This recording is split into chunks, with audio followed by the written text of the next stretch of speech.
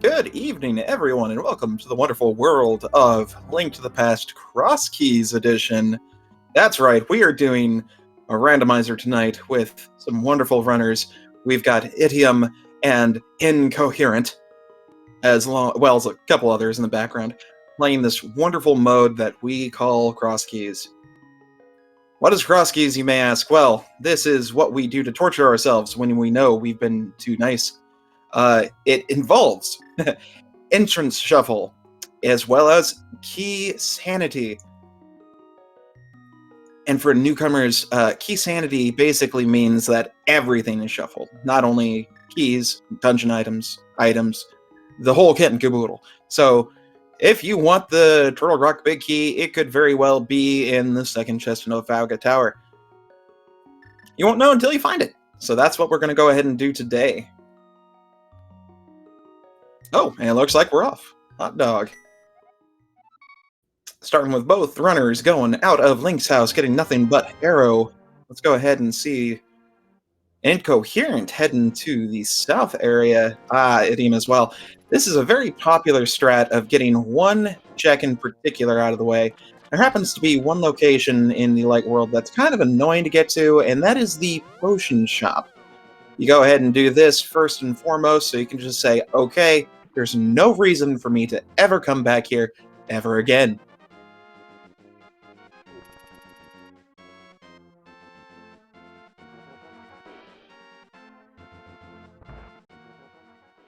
And what does it give us this game? It is Ganon's Tower! Alright, well, the game is definitely wanting to prove me wrong. This is one location that we'll most likely come back to 3 or 4 times, seeing as how we can't really check anything except for 3 items. The nice thing, though, is we get the free items in the Hope Room and the, well, one viewable on Bob's Storage.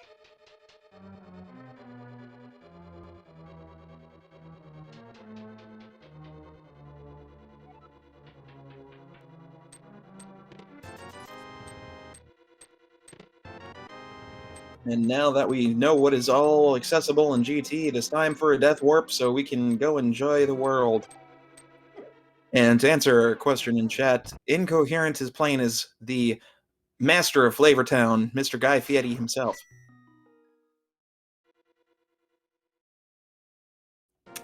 And now that we have the one terrible location to go through in Crosskeys out of the way, it is time to enjoy the rest of this shenanery. As you're probably going to see on a couple of different screens, Incoherent in particular, we are going to see a couple of drops. We're getting a bit of a houlihan going on just to get some money. But this is the part of the seed where you want to find out as much as you can while still hunting for items. Because as you can tell, we don't have anything. Now, Meyer Map may think, oh, that's not a good item. Why do we need a map? Again, we're playing Crosskeys. We ain't no squat. So maps, it's a good thing. Lets us know exactly what we're going for. Of course, we can't get to that point until we actually get to the Dark World, but you know, we'll get there eventually. There we go, finally getting that houlihan just as Eddie am right behind him. This is another good thing that you always want to do early cross-key seed. You gotta have money. Why? Because if you find stuff that you need money for, you don't want to be caught with your pants down.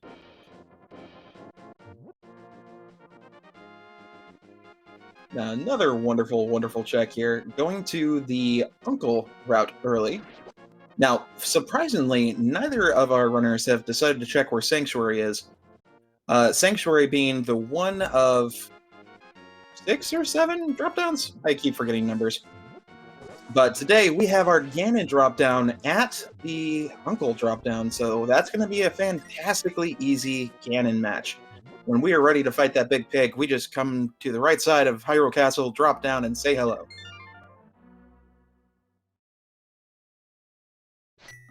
Here we go. Finally getting a Sanctuary check. Get a small key to Dark Palace.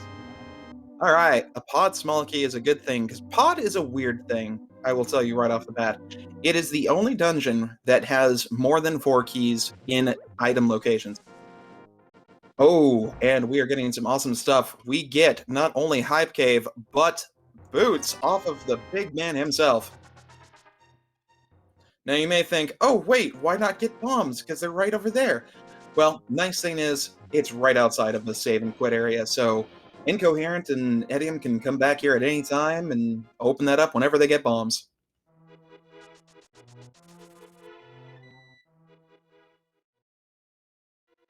Ooh, finding Swamp over in the Lost Woods northern entrance for Edium. That's going to be a good one to remember. That's one area that most people don't honestly check often because, you don't really need to in any version of the game. Incoherent also finding another dungeon over at Bonk Rocks, not one that we're too happy about. That is Aga Tower. Also getting the Uncle drop down over in the Lost Woods area. That is Blue Mail off of Uncle, which is fantastic. Yeah, just a compass out of the secret chest, but that's fine. Could be worse. Could be a single arrow. Incoherent, remembering that yes, you can indeed farm a single bomb from that bonk rock, but you know what? In these kind of situations, it's worth it. Also finding that was the back of, I believe, Spec Rock. I want to say Spec Rock exit, if I'm correct. Yep, that was indeed Spec Rock exit. So we know one location of that 3 entrance area. That's actually going to lead to another fun thing about Crosskeys, or pretty much anything entrance related. It is excellent idea to have a map, because if you don't, it's going to be really tough remembering where anything is. Oh, and Eddie, I'm actually doing something really, really... Okay, you want to be careful in these types of situations here. Stealing a key without knowing if desert is a crystal or pendant is tricky, because it very well may be a crystal, and if it's necessary, that means you've got to look all over the world for that one key in particular.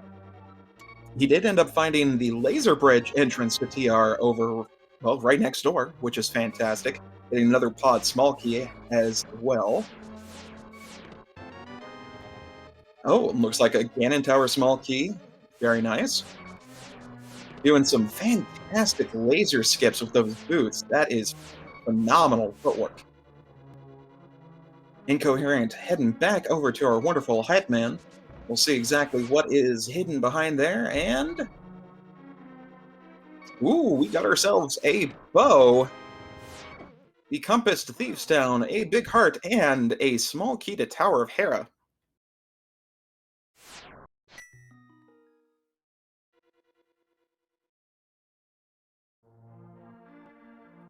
Now, nice thing about having the singular small keys in this scenario is, as I was saying earlier about Pod, most dungeons require you to have all the small keys to get clear, to clear through them, logically.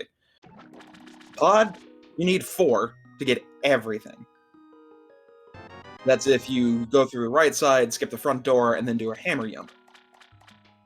With all the other dungeons, though, well, I should say the less fun dungeons, you need that small key. So Desert, Hera, Swamp, in particular, you're going to need them if you want to full clear them. Oh, wow, getting a lot of connectors here. We are finding the right side of Desert over in one of the call houses. Very, very nice.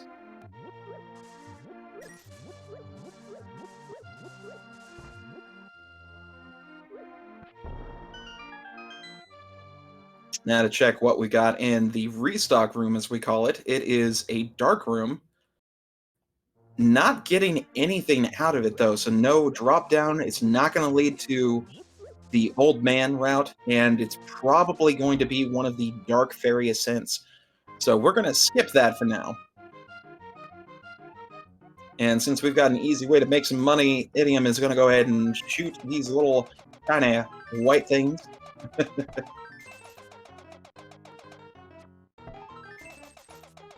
Now, funny thing with this one, as long as you set up the pixel of its rightmost tentacle It's right, not yours. At the very last pixel of the second fold in the curtain, then you can get it every time. And he does exactly that. We're able to go ahead and farm up more money, so not only can he get bombs when he finds a shop, he can also do the chess game and buy a couple of items if he finds it necessary. So far, Kakariko has just given us a bunch of connectors and dungeons, but not a whole heck of a lot else. We're not finding very many good items. Incoherent taking this opportunity to go ahead and check out the rest of Desert. Since we've got those boots, we can check the torch and we can check the map chest, as well as the other two locations being the entrance of Desert and the left side of Desert. Meanwhile, getting that red meringue on Idiom's side. Very, very nice.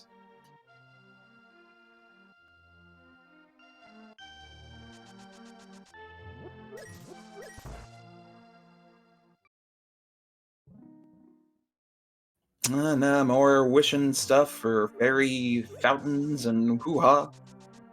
But nothing else, sadly, so Idiom's heading over to the Smith and one more drop-down location. Ah, and it's the well.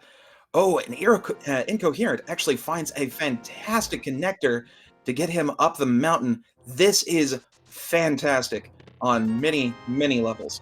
Not only are you not guaranteed to find a decent way up the mountain, at least early, but having a connector so easily accessible, oof, that is just chef's kiss right there. Mwah. Also leading us to our wonderful, wonderful Super Funny Cave.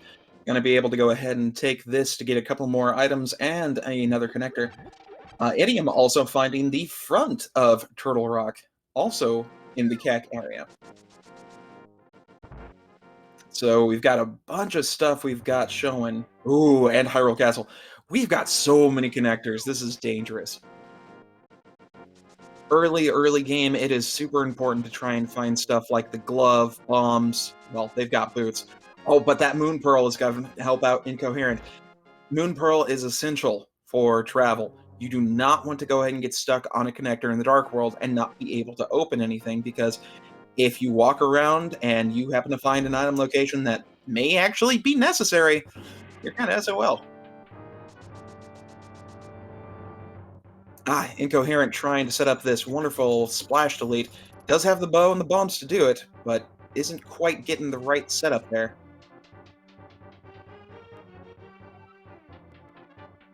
Eddie M going to go ahead and go through the front of the escape sequence, setting up a fantastic bomb, I guess, fight match. Gets rewarded with a bee with a bottle.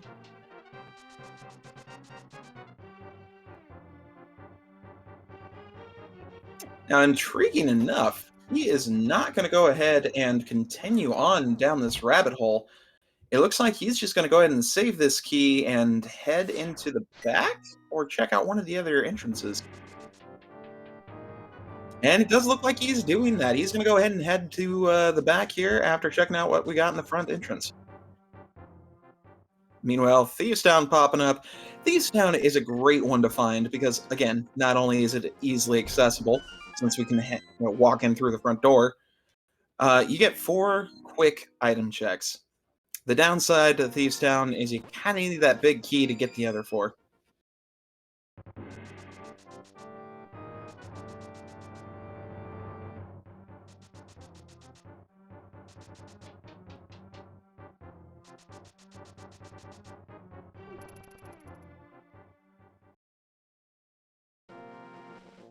Alright, finding more connectors pretty much all over the world, so that's not going to be too bad for getting moving around for Idiom. He is going to go ahead and be joining Incoherent in the Thieves Town here in just a sec. Unfortunately, it doesn't look like we've got a whole heck of a lot out of there. A map, a compass, some money, and that's about it. Oh, that's right, we did get that cape from the early chest, so that is going to be good for some invincibility, and hoping they find it, this is actually going to let them check one more location, which could be crucial.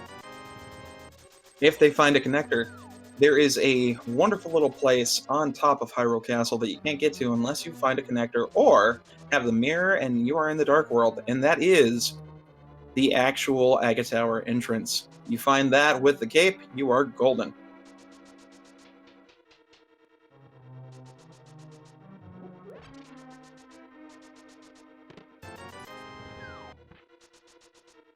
And here we go, Incoherent heading down to the escape sequence as well. Probably going to get a little bit further because he does have the bow. Find that bottle, but he's dipping. He's like, nah, doesn't appease me.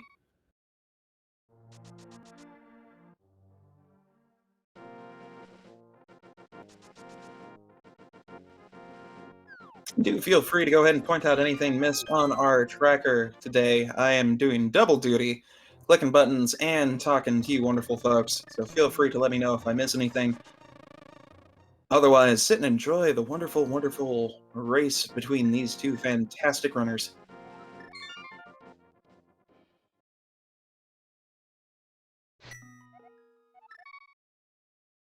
Now let's see if we can figure out what is going on Incoherent screen. Since we don't have the sound here, we just have to go off of the wonderful little movements from his boots and any arrows he fires off from the bow. And to answer a question in chat, yes, there is actually a specific map tracker that we use.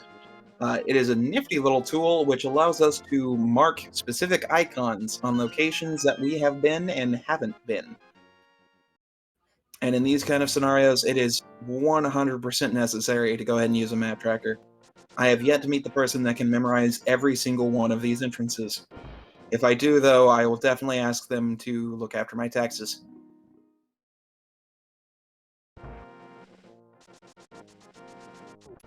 Now, I did not see what Incoherent was able to do with that chest in Darkcross, but he has made it to the back of Escape, looking for that extra small key from that mouse, hoping he can find it in the dark here. Okay, he's got it, so we are good at that point. Now he just needs to make it to the back, and he's got 3 other item locations. Now, this is actually going to be a good setup for our runners, and it makes sense as to why Edium did it as well, because we have our sanctuary at Lumberjack Tree, which means, logically, we're going to need either that Hyrule Castle small key, or to defeat Aga 1 to get that sword, which may not be that big of a thing. You're thinking, it's just a sword, there are 4 of them a game. Why would you need to do that? Well, that's the fun thing of Crosskeys. Logically speaking, that could be our first sword, or possibly our second, depending on where the others are. And that could be the only sword we get our hands on.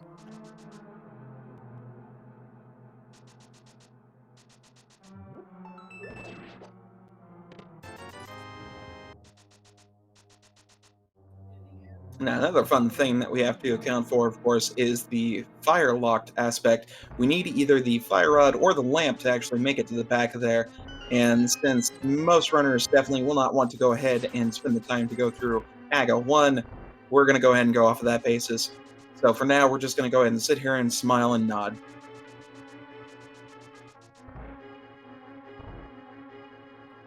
Now, to answer that, we do still need 2 swords in this one to kill the big pig. However, in a lot of scenarios, they are very few and far between. So, yeah, we could get Master Sword either, 5, 10, 15, an hour. But that very well could be all we could find. Tempered and Butter may be locked behind some very, very odd logic. And if our runners can go ahead and finish the game prior to that, they may go ahead and just go with a Master Sword Silverless Ganon.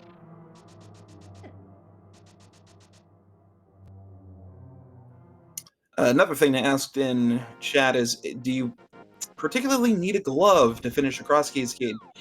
In some cases, no. You actually do not need a glove to finish a Crosskeys match. In scenarios where Ice is a pendant dungeon and not necessary to finish, you can actually find your way through all the other crystal dungeons without a glove. Now, that's a very rare situation, but it can happen. Now, still running around a little bit, we are still looking for some good items here. Glove being one, hammer would also be very nice. We've got a few dungeon locations, but not a whole heck of a lot that we can do with them.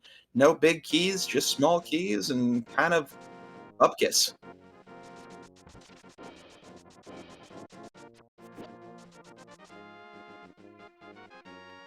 Now, thankfully, the way these guys are setting up their tracking, or at least their map checking, I should say, is they're getting a lot of stuff out of the way early on, and having those boots is a definitive help.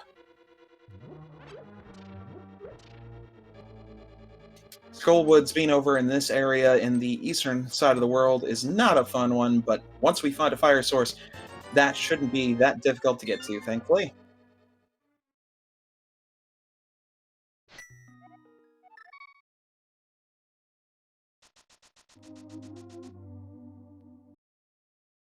And now I believe we've actually gotten to the point where most of our locations have been checked. So now it is time to start diving into these connectors. In a lot of scenarios, you can go ahead and go through most of these front locations and find not a lot to deal with and just basically be forced to take an early connector.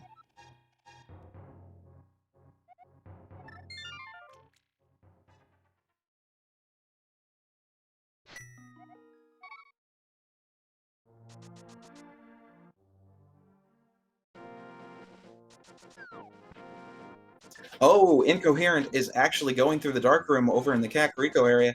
Turns out that was the old man uh, entryway. So we are going to go ahead and find our other way into Death Mountain, and we're going to find another save spot. This is going to be fantastic for Incoherent. Not only, of course, for the free item that he gets, but this is also going to go ahead and give him another save and quit location. Old Man comes with two locations available, the front and the back. Oh, and speaking of good, we find ourselves the big key. It looks like that was to Desert Palace.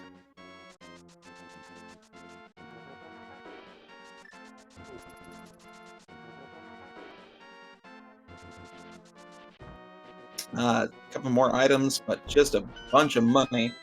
Thank you for all the extra rupees and the peanut bottle. Ugh.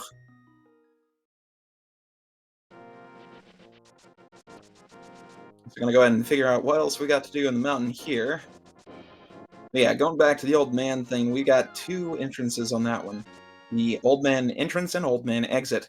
This is good because not only is it a save and quit spot, but it also allows us to go ahead and get to other connectors a lot easier, especially if they happen to be in decent locations. Always remember about the bees! Idiom doing a bonk to check the one bonk chest you can here, gets a Turtle Rock small key.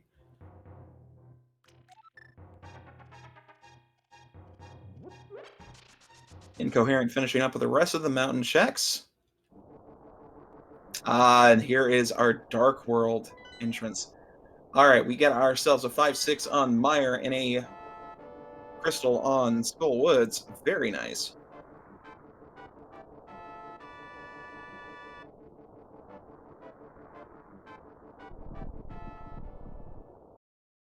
So we're definitely going to go ahead to find a fire rod or a lamp to go ahead and get the back end of Skullwoods finished. Logically, of course, we'll need that fire rod, but, you know, with these runners, that's just a suggestion. And a whole bunch of nothing for Idiom in the Dark Death Mountain east side, where Dark Death Mountain west side is also a bunch of nothing. Yay! Oh, spoke too soon. We actually find ourselves a fantastic location. This is the dam. Neat thing about this is you think, oh, well, why is he doing this now? Because it's just going to fill the water back up the moment he leaves. Not the way the Crosskeys takes it, thankfully. Once you pull this lever here, that water is gone forever. Because that way you don't have to worry about it. Now, Eddie, I'm going to go ahead and climb up the Aga Tower a smidge. Only has the, well, no key, so we're just going to take out these first two rooms and get rewarded with one single item. But that could be magic. Ooh, small kid at desert.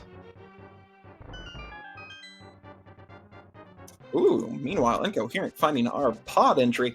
Now, this is a fun thing for Idiom because we know where desert is. We can actually check out what's over in the compass and big key chest, and that will be in logic, where Incoherent has the bow and 2 small keys.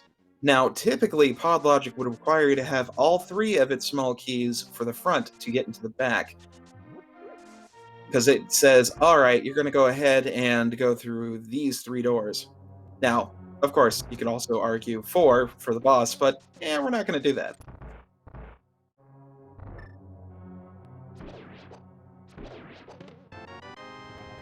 Ooh, got another pod small key. There it is there. Okay, I'm betting Incoherent is going to find some good stuff here in a second.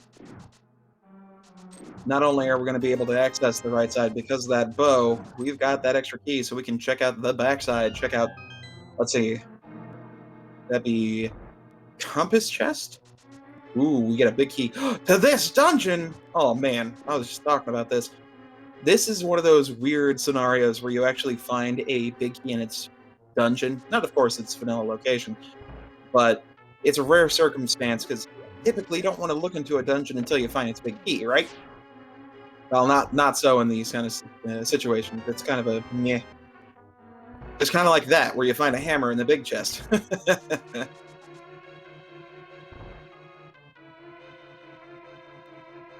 The Incoherent could definitely use that because, hammer, bow, big key. You can kind of use all those to complete the dungeon.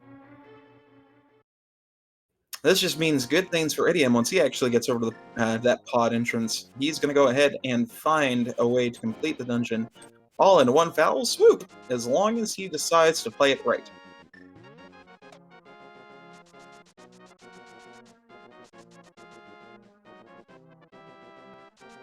And unfortunately, I was not paying attention to Incoherent, so I hope you all enjoyed what he found over on the right side.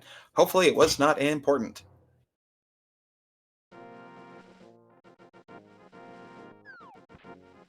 Now, Spike Cave is another one of those weird ones. If you notice, we have Cape, we have Hammer, but we're only at 4 hearts, so yeah, it's kind of impossible to do that right now.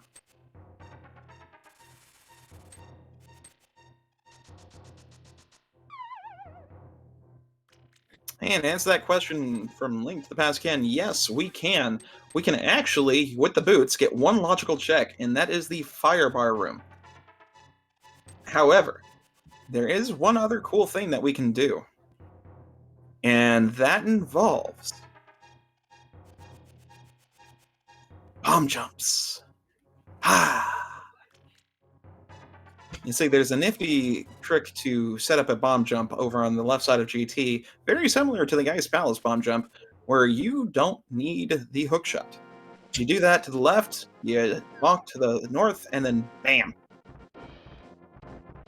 Now, for that last question, for Spike Cave to be in logic, you need a minimum of 1 bottle with an invincibility item, as well as at least 5 hearts, or 7 hearts, an invincibility item. The boots will actually play a good role in that as well, but I always forget the specifics on that, so we'll just leave it with the hearts and the invincibility item.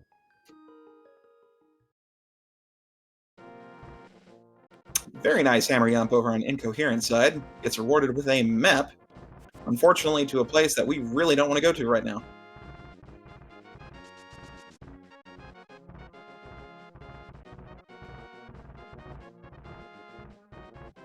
Finding the other boomerang. Not quite needed, but it's nice to have.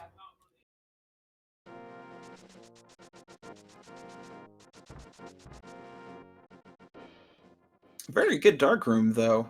Getting through without any issue, finding a heart piece. Oh, it refilled him, so that's a stinker. Ugh. Can't do a death warp now, or at least not in a good time. So he's just going to go and do the save and quit and check out where the old man entrance is. Ooh, that's a nice one. That's a location that's kind of annoying to get to because you either A, need the Titan's mitts, or B, need the mirror to access most of the time. Can Akka ever be required in Crosskeys for Pearl? in very, very, very, very, very rare situations. One being if Lumberjack happened to lead to the well, which happened to have Moon Pearl, and the other would be if Aga Tower was accessible in the light world, and so were the lamp and two of its small keys. It's a very, very particular situation.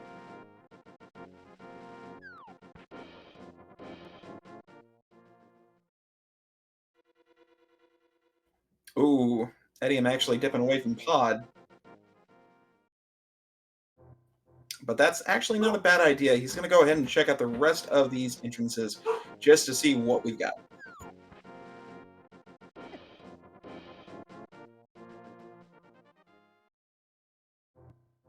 Oh, and we found our Sassy Pants. Sassy Pants here and our wonderful Big Bomb Shop are two great locations to find because A, it gives us information, and B, it's just nice to talk to the guy. And that gave us some information we did not want to know. Desert is our green pendant. Unfortunately, that's a dungeon that we have a lot access of. We may need to be doing this green dungeon, y'all.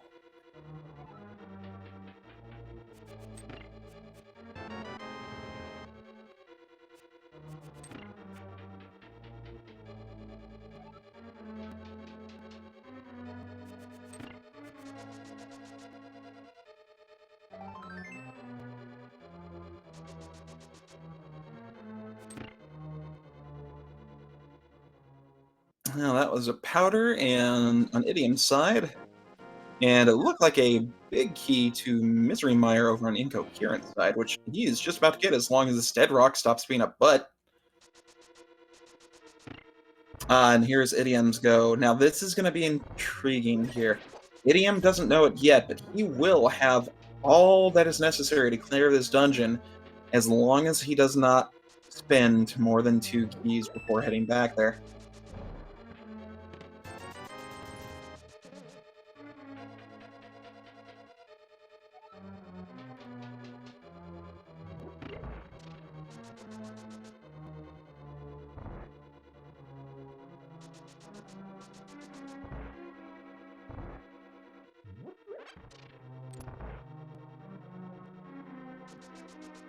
Hera on the mountain seems a tad silly, but you know, it's good.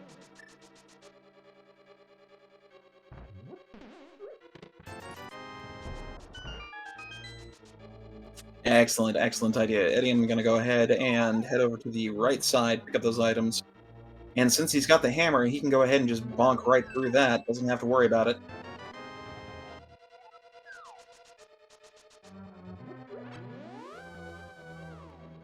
And now with that pod big key, he's going to realize, oh, hey, I can complete this dungeon.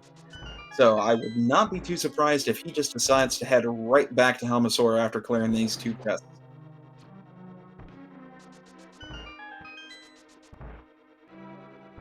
Incoherent also checking the back entrance of our old man cave. This is actually a fantastic connector to find as well. Thankfully, we know that the Light World Fairy Ascension is not going to be a problem because that's the entrance of Old Man Cave.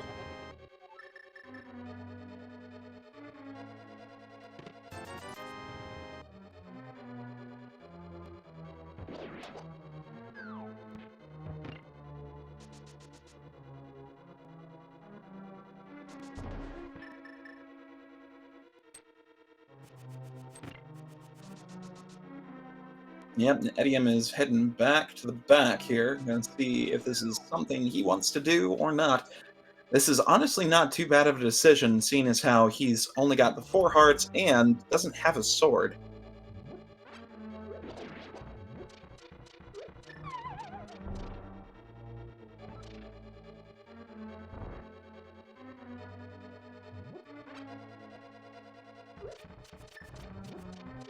Ooh, and because that fall happened just at the same time the animation did, it canceled out that explosion. Oof.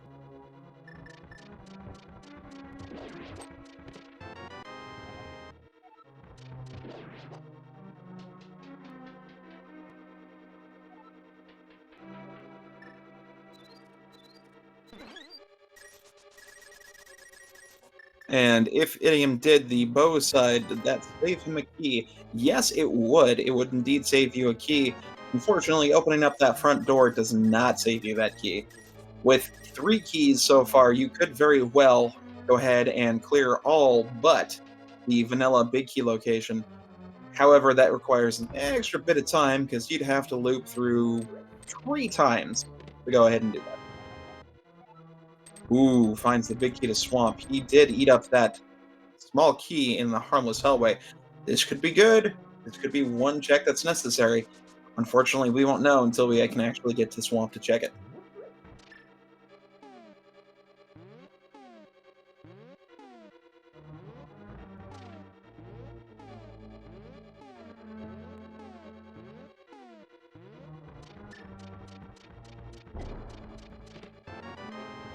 Very clean setup right there. Over on Idiom's side.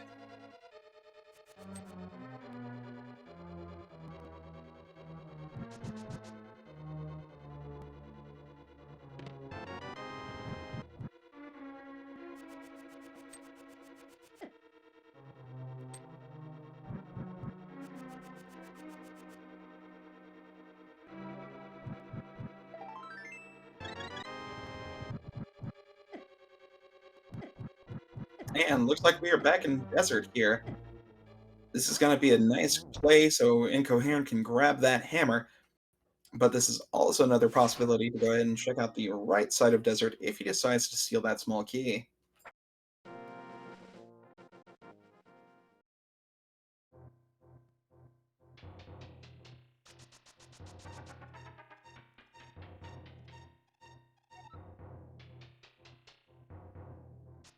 Now, thankfully, it looks like Idiom is going to be finding that wonderful connector we found earlier to Super Bunny Cave, which had our Moon Pearl. That's one thing that we've seen so far. Incoherent has been able to go around and check a few more Dark World areas, but hasn't really found much in the way of usefulness. However, Idiom should be able to find that Super Bunny location pretty shortly and get that Moon Pearl.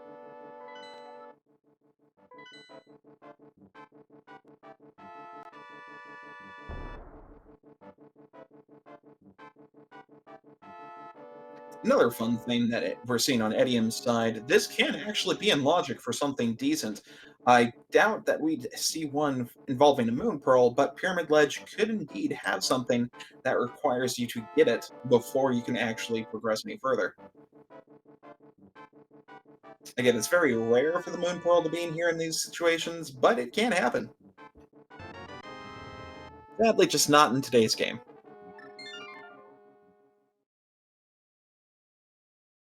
Now, that Castle Tower small key is actually a fun sign. This doesn't give us any way to complete Aga Tower, but with that one in hand, we can go ahead and get to the second chest. Won't be in logic until we find a fire source, but the fact that we have it in hand means that we can check that second item.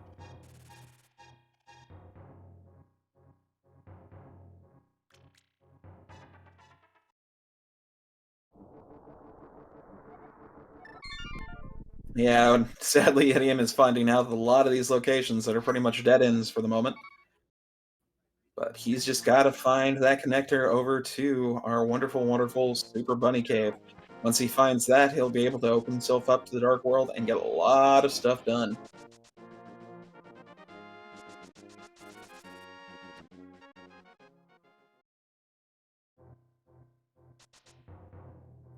Finding our wonderful little friendly Mimic Cave.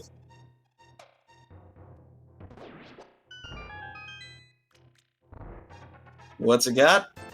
Nothing! Ha ha ha ha!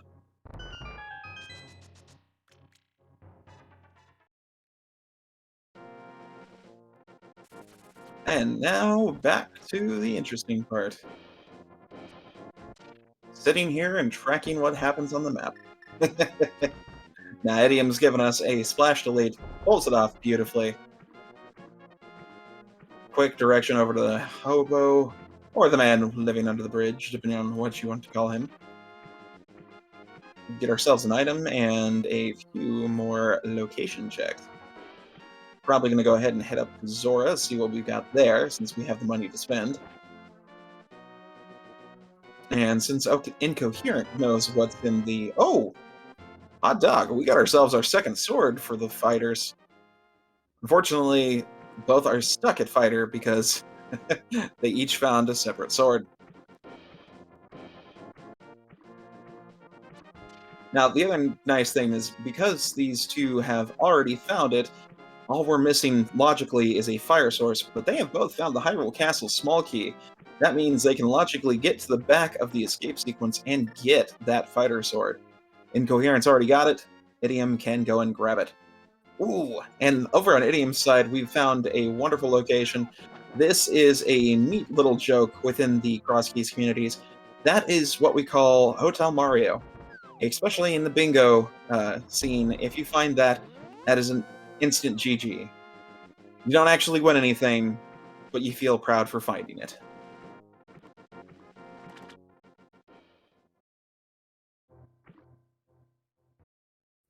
Incoherent actually finding the library of all things, sadly just none good.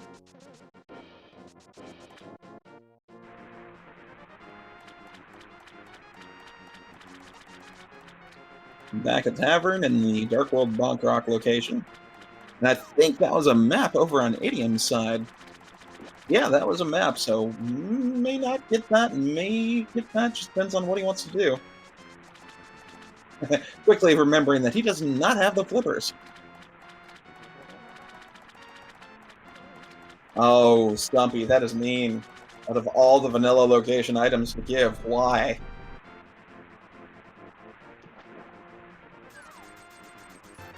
And Zora just rewarding us with some Pokey Sticks.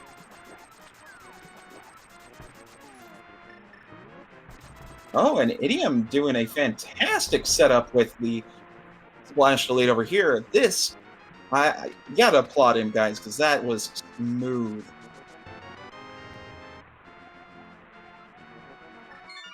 Oh, not getting anything but a dang GT map. Maybe that'll go ahead and entice him to go check it out. But man, that was fantastic. That particular splash delete is a little bit of a pain in the behind because not only do you have to jump down once, but you have to jump down twice. And to do that within the pixel life of the arrows and the bombs can be quite difficult.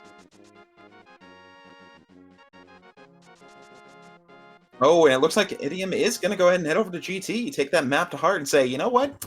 Time to check stuff. Oh, that's right. This is Aga. Wrong Ganon. But, you know, having that extra key, this means he'll be able to go ahead and figure out what's behind door number 2.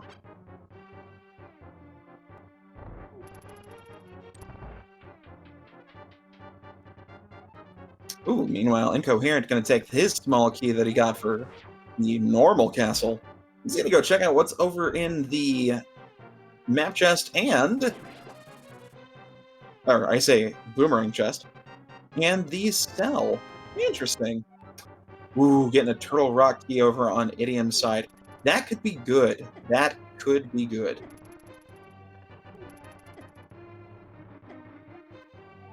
Turtle Rock is another one of those weird ones where in normal games you need 3 or 4 of the keys depending on what you want to actually check. Thanks to Entrance Shuffle, you just need 1. And that's literally just to open up the back. If you find the entrance to Laser Bridge, you can go backwards to Crystal Roller. You find the right side entrance, you can go straight to the big chest and head over to the left side, steal a key. You can even go to Chain Chomp's room for that one without a key used. Heck, if you find the front entrance, then bada bing, bada boom. You got everything. Now, with Incoherent not finding much in the boomerang chest, we're hoping that we find ourselves some great progression coming up in Zelda Cell. Drum roll! No. Just gives us a big old heart full of love. At least it wasn't a sank heart. We could be grateful for that. Getting stuck with one of those when you're in Zelda Cell trying to do a death warp is just kind of a pain in the patootie.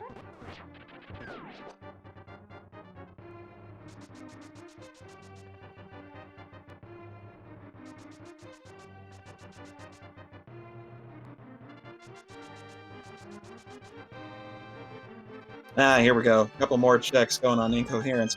Unfortunately, no glove. No love, my friend. You ain't gonna go ahead and get into that rock anytime soon.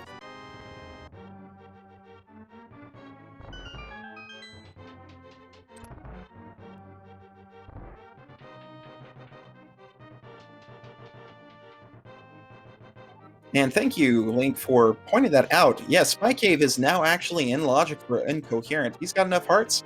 He can go ahead and go do what he needs to do.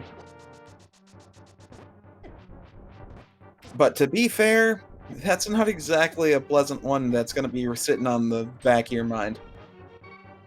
Like, yeah, I definitely want to waste this time to go check on one item that's going to deplete me of my magic and my life and my time.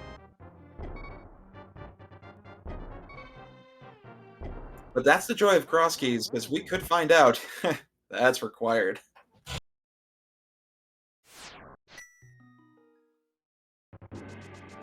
And then we get Master Sword on the incoherent side. Now we can do damage. Before, we were just poking things, but now we rip and tear.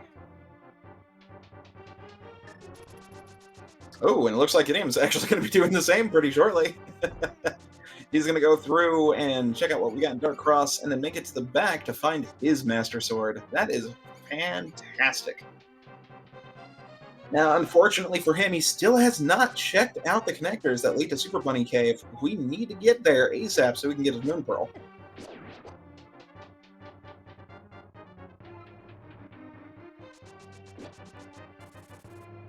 Meanwhile, Incoherent is on his way to the wonderful Fish of Disappointment. We'll see if he also wants to go ahead and do this Splash Delete for that map, which is also disappointing.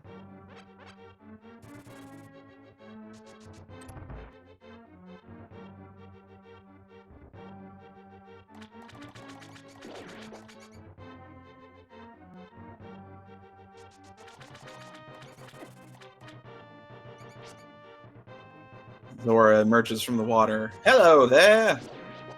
And pukes up some pointy sticks.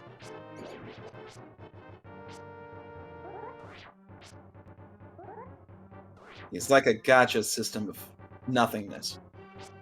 Oh, that was nice. Incoherent also getting that Splash Delete. Gonna find this map to GT and be like, oh, dang it.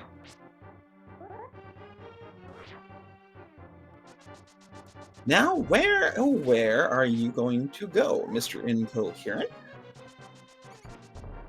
With very few checks, aside from connectors, this is going to be a fun one to decide. And he looks like he's going to take that shovel off of Stumpy. Oh yeah, would help if I click the button there. There you go. Take that shovel off of Stumpy. Oh, hot dog. That is fantastic find right there. All right. Now, this right here is a Cross-Key player dream come true. Having Glove, Mitt, Pearl, or sorry, Glove, Hammer, Pearl is the best. Why? Easy Dark World access. The biggest pain in the butt early on is having to rely on connectors to get around everywhere. What's that? I need to go to Village of Outcasts. Don't have a glove? Don't have the hammer? Well, let me take the next 15 minutes to walk all over creation until I can find out how to get there.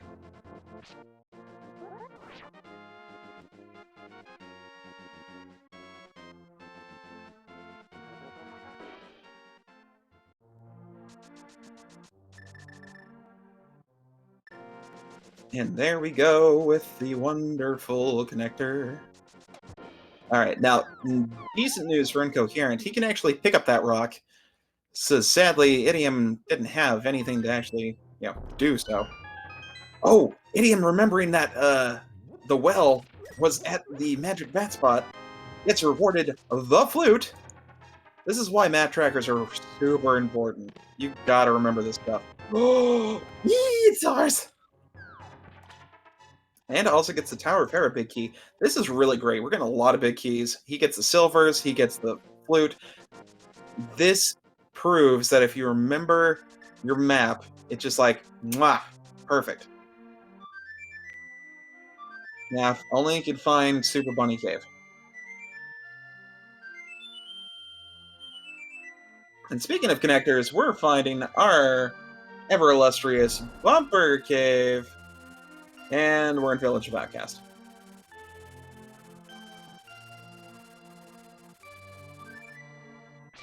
Thank you, game. We appreciate that.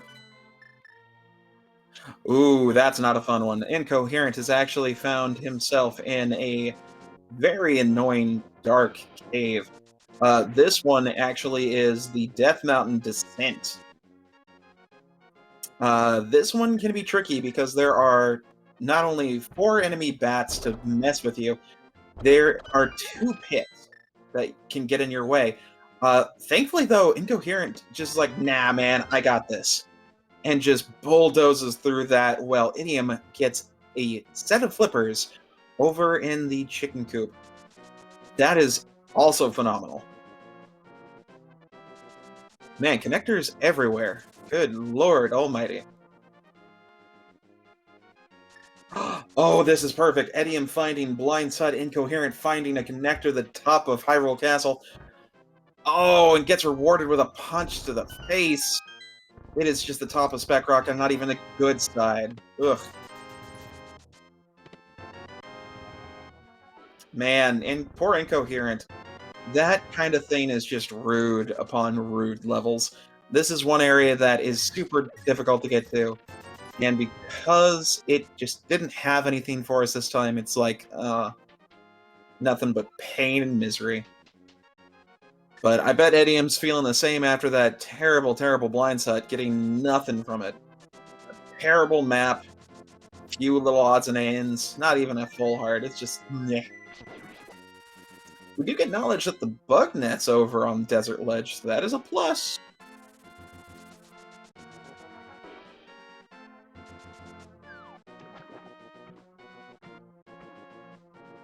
Incoherent heading back in. Oh no, this is his first time actually going through. He's going to go ahead and get both these items. Be pleasantly surprised with one of them. Idiom, here we go, buddy. Now we're talking getting into Super Bunny Cave. And at 51 minutes and 39 seconds? No, wait. 51:43! There we go. Moon Pearl acquired. Idiom is probably super happy to see that. And honestly, I think I've mispronounced his name like a dozen times so far. But, you know, at least we're making progress. So, back to the mountain. We've got silvers, we've got powder, we've got flippers, we've got flute. We've also got the Tower of Hera Big Key, so it is time to climb this dungeon and get our first completed dungeon 52 minutes in. That's right, folks. This is the exciting world of Crosskeys, where everything seems like it's nonsensical until it isn't.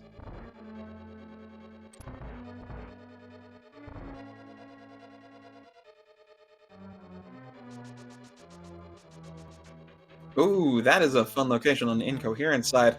That is the drop down from Spiral Cave. Good news, though, because once he finds that, he'll know he'll be safe. Spiral Cave is kind of an annoying thing to do because A, it breeds off as a connector, and B, if it doesn't give you a good item, then it's just wasted time, because you don't know where it's going to spit you out. But now that he knows, it's going to be good. And speaking of good, Idiom finding that Cane of Samaria. Fantastic. Why? Because look at that wonderful little list down there. We've got ourselves 3 small keys for Mystery Mire, and once he finds it, that big key. Because, oh boy, with full clear ability, that's just begging for a clear.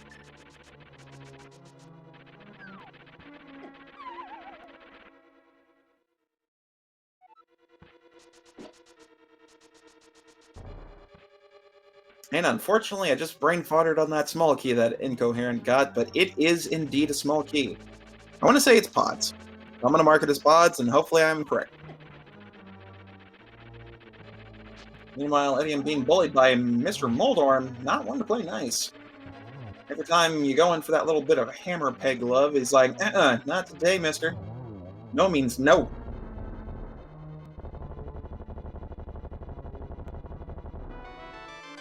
That is a mold arm down, gets rewarded a boss heart and a crystal.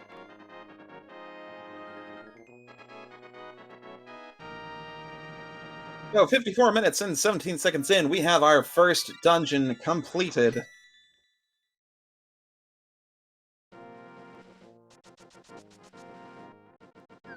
And we're probably not going to find out if that's the other 5-6 for quite some time, but that's okay. That is why we are here.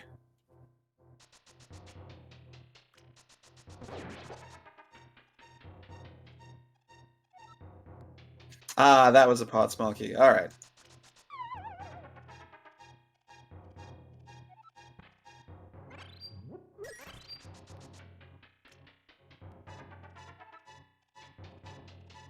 Ooh, wonderful location for the potion shop.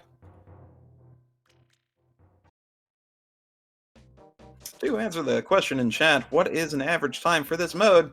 That honestly depends on the seed. Your typical cross keys can be anywhere between 1 hour and 45 minutes to 2 hours and 30 minutes, just dependent on how mean it wants to be.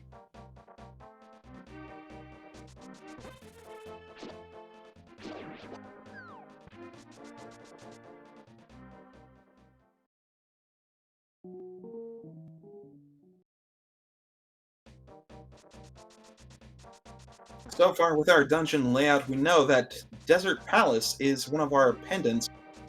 We are going to have some fun with that one because not only can we full clear it, well, almost, we still need a fire source. We know where every single location is. We know desert right, middle, left, and the back. Ah, there we go. Incoherent remembering that there is indeed an item drop here at the well. He is going to be rewarded with so many goodies.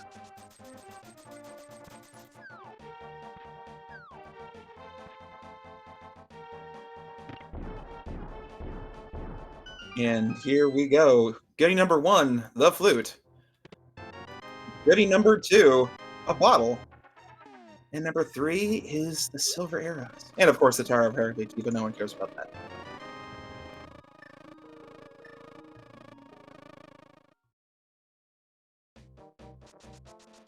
Now, Eddie, in picking up that Misery Mire big key, is rewarded with the idea of fully clearing Misery Mire once he gets a fire source. And of course, he finds it. That being the tricky thing, of course. Well, we can all give our wonderful salute to the non-thing that we're hearing right now on Incoherent side. Da-da-da-da-da. Da-da-da-da-da. Da-da-da-da-da. Da-da-da-da. Alright, there you go. That's all you get.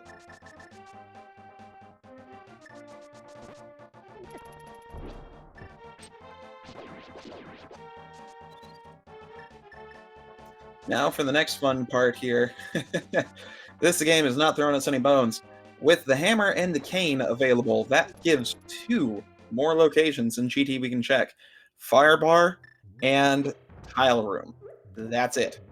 We can illogically get further on the left side, but that's still 2 items that we have access to.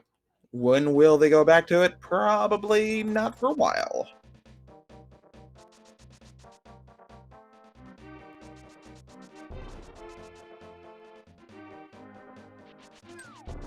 Now, Incoherent doing some of the most fun checks in all of existence. I say that very satirically. This is the front of Skull Woods. Now, you may notice, wait a minute, this portal doesn't typically lead back here. That's because it too is randomized. However, to make things a little bit more fair, it is randomized only within itself. So, all 3 of these entrance/exits can only be randoed between the 3 of them. Which leads for some real fun. We'll have to see if it happens to Incoherent here in a sec, so I won't spoil it. But there's one nifty thing that can happen. Because typically, the middle entrance leads to the left entrance. But what happens if it's randomized that the right entrance leads to the middle entrance? Thankfully, we won't know today. But in that scenario, basically, you'd have to find a drop-down. You can't get to the left side otherwise. And of course, in those scenarios, you're kind of stuck over on the left side. So what do? Save and quit? Nah, you find another drop down. Unless you're unlucky enough to find that drop down also leads to the same area that you can't progress through, in which case you just save and quit. Save, quit, stop playing Crosskeys, enjoy your life.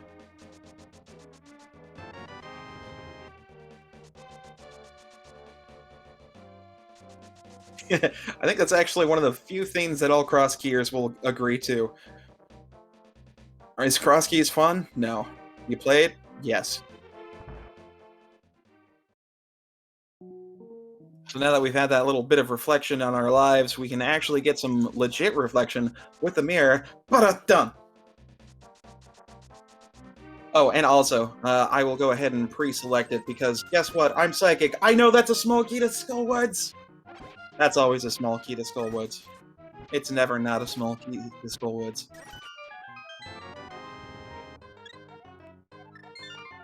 That was actually added in as a little bit of a crutch to all of us as a big thank you from the editors.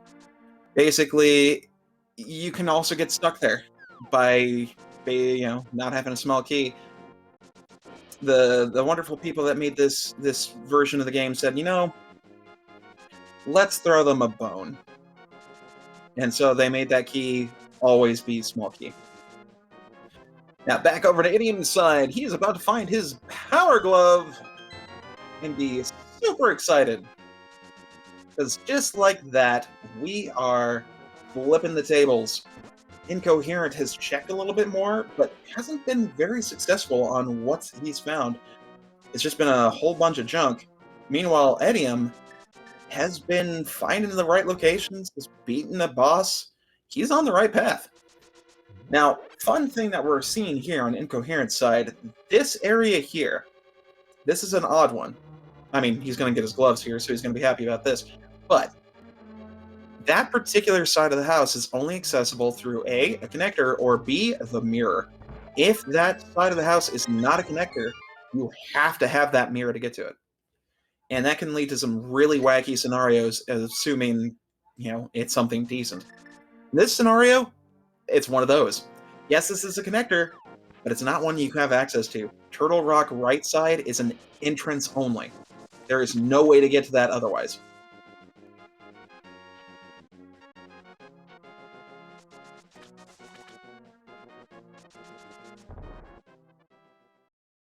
But this is going to be fun on what we're getting here for Incoherent's side. He's going to go ahead and check out our Vanilla Bicky location and Chain Chomp location. Also, fun tidbit, Poku Poku. Everybody hates them. Why? You just saw. It takes 2 silver arrows to kill it. That's the same health as Vitreous.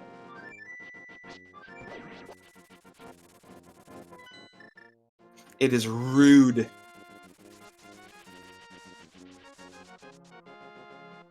Now, speaking of rude, Jump is not exactly the thing we're looking for. Those wonderful flippers were in a location that is yet to be discovered on Incoherent side. I believe it was... Let me double check my brain. In a place I can't remember. Ah, thank you. M4A 2000. It happened to be in Chicken Hut, which I believe was actually in the cave north of the Desert Thief hideout.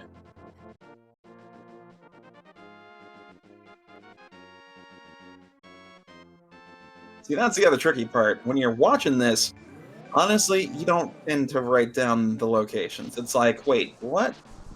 You just sit here for the excitement. Having to actually remember where stuff is? Nah, that's part of their job.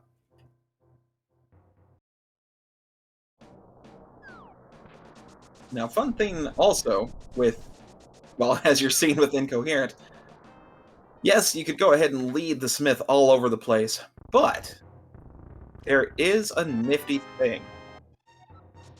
In entrance, it is not coded for the smith to ever pop up and say, hey, I don't want to go there. So if you want to go do dungeons with the little froggy dude, you can.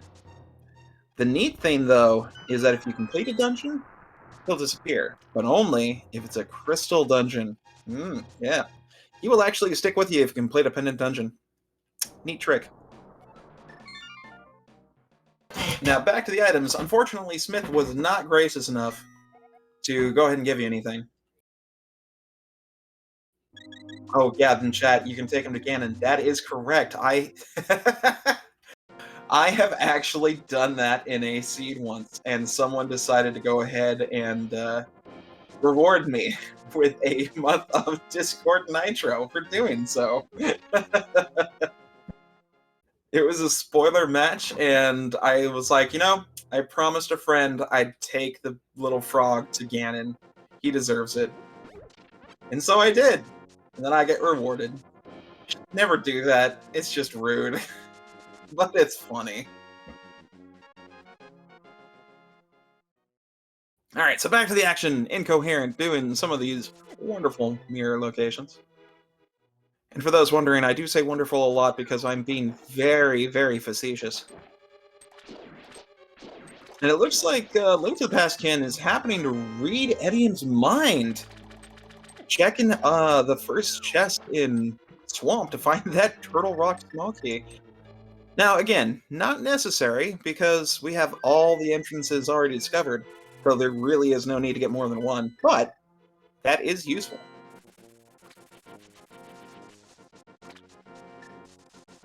Does bringing Jebediah to the Ganon fight make it harder? Kinda not really. If you try to be silly, yes. Ooh, speaking of silly, we got the book off of the purple chest.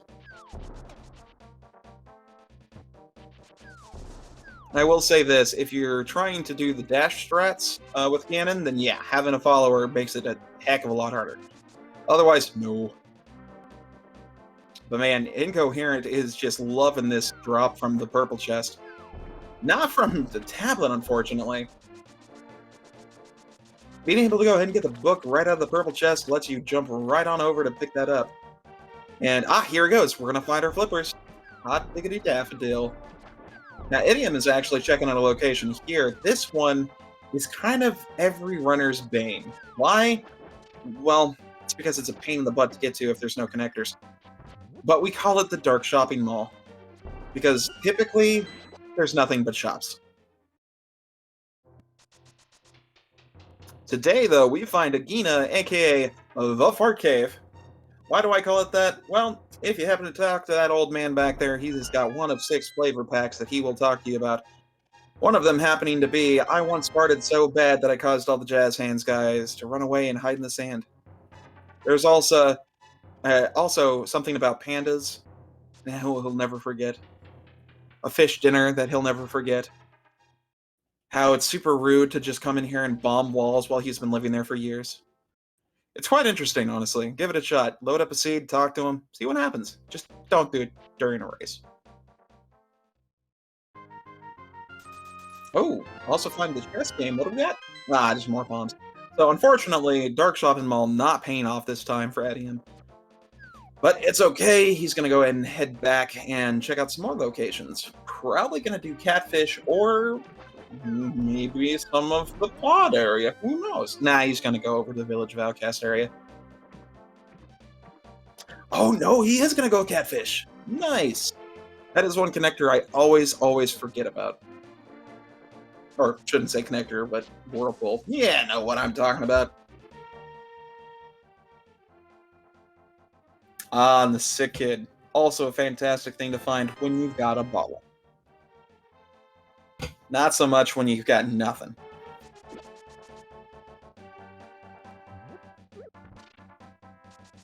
And where are you going, Incoherent? I think... Hey, there you go. Yep, he's going to the same place he did before. Since he knew that wonderful cave was the cave that led you to the exit of Bumper Ledge. And he's got the mirror. He just needs to go check out what it is. Unfortunately, it is Bupkis. Now for the other big fish. You throw in some fern and you get bombs. Hey, is that an episode of Ferngully? Oh no, we've got ourselves Misery Mire over in the Dark World Lumberjack House. Bad news for Incoherent because he never got his cane. Oofa, oofa, oofa.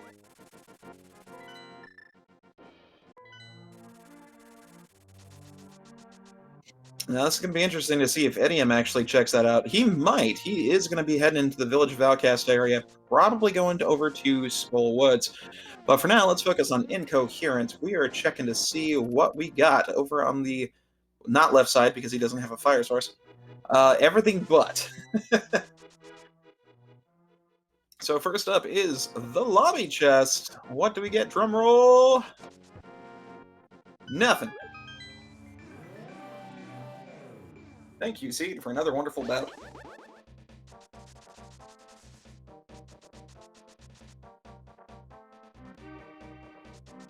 Alright, next up, we are going to go ahead and check out the big chest, followed by the... I keep forgetting if it's the map chest or the compass chest. It's something like that. Ooh, another pod small key. Very nice. We get ourselves a red rupee, y'all. Yeah. This is also one of the downsides to Crosskeys. Most everything is garbage. Seriously, it's like, ugh.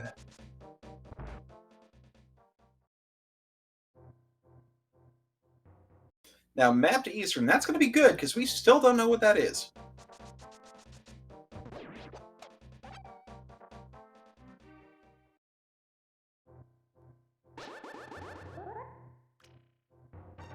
Alright, Meyer not having a whole bunch of nothing.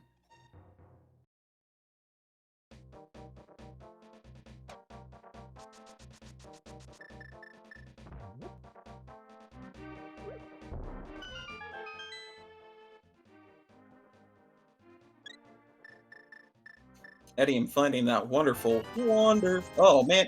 You just, oh. You could have used that fairy. Oh, well.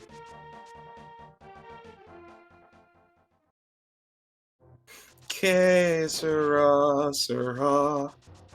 Whatever will be. Oh, wait. I don't think I can sing any more of that.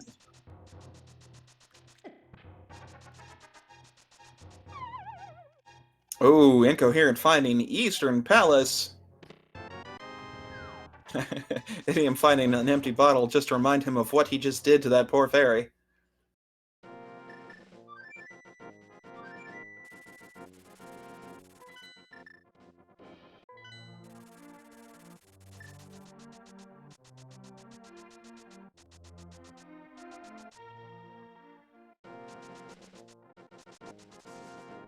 And Idiom back over to the Dark World. Gonna check out some other stuff for us. Now, let's go back over to Incoherent. We're going to go ahead and find out what is in the wonderful map chest.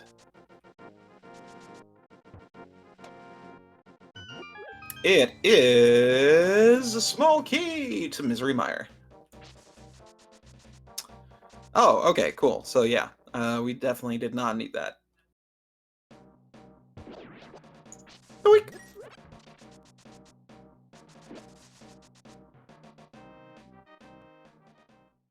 It's like, game, we know that you want us to go to Misery Mire. We get it, okay? We got it.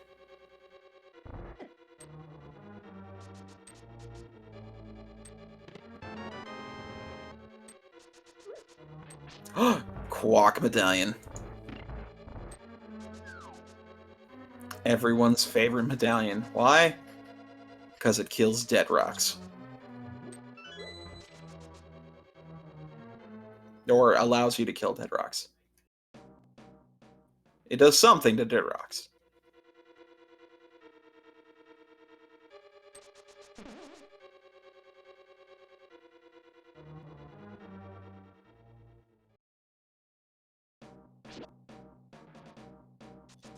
I think I'm going to start mispronouncing Quake more and more every time. So it's just going to be Quack.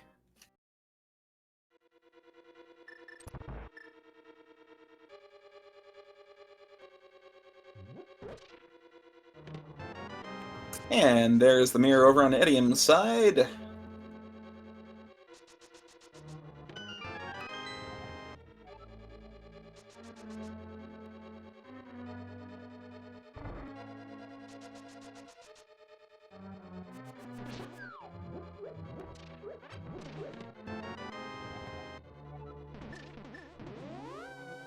And we've got ourselves a small key to Skullwoods. It's lots and lots of useless small keys.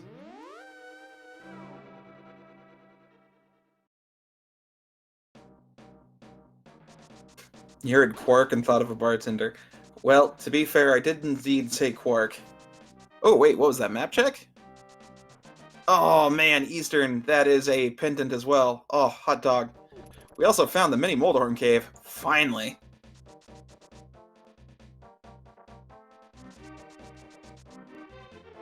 Now let's see what kind of cool stuff we get here. It's gonna be... Ooh, big key. Eastern! Alright, big key. Oh, big key to Skull Woods. We're heading back there. Heart piece. Small key to ew. We don't want that. You can take it back. Idiom is like, nah, I don't want to do Misery Mire right now. I'm gonna come back later. He can full clear it, aside from the left side.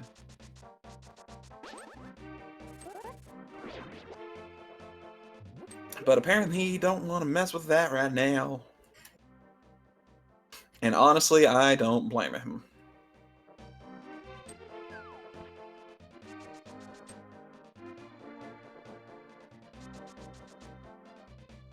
Now, over on Incoherent side, you may wonder, why did he mirror and then swipe a little bit? That's the fun of misreading maps. You see, all these maps that we have to track ourselves. And typically when we press the wrong button or put the wrong mark on something, it leads to shenanigans. And Eastern being one of them. Now that, I gotta say, is some pretty funny stuff. Having your Eastern Palace entry, or the only Eastern Palace, in the Dark Sank, with the big key being down inside Mini Moldorm, which happens to be King's Tomb. That's just a 1-2 punch of silly right there.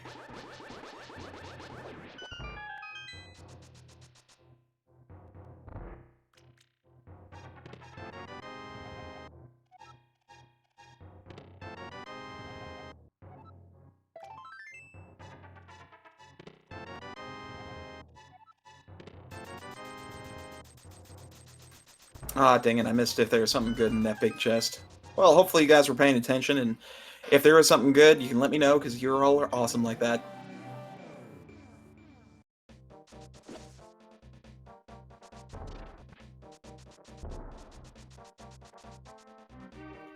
And thankfully, Incoherent is through that hassle with no problem. Idiom following right behind, gonna go ahead and check out these chests as well, get ourselves the second dungeon. However, first pendant. And you think to yourself, why waste time on a pendant? Well, that's the fun of Crosskeys. You really don't know what you need until you find it. Until you're like, oh, hey, I can fully complete this game. I don't need nothing else. So you're just running around like a chicken with its head cut off.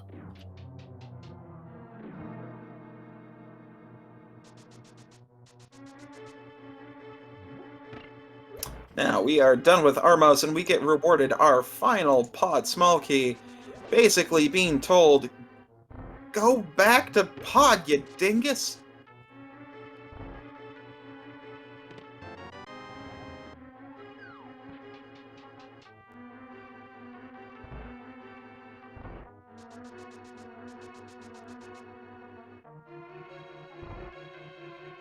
Oh, another map chap. Okay, so we had Thieves Town and Swamp, Ice Palace being the last pendant. So Thieves Town, Swamp being crystals.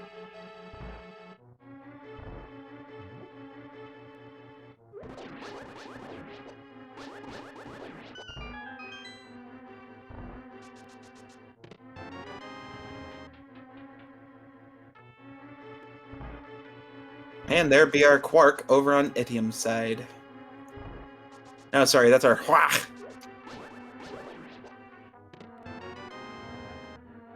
Ah, map of Thieves Town. That's why. Alright, so, good news. We know our pendant dungeons. Bad news. We still got a lot of crystals to go.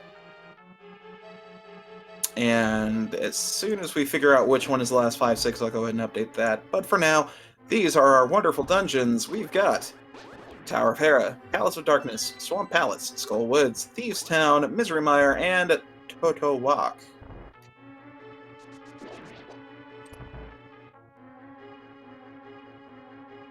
These be your 7 dungeons you need to complete to beat this game.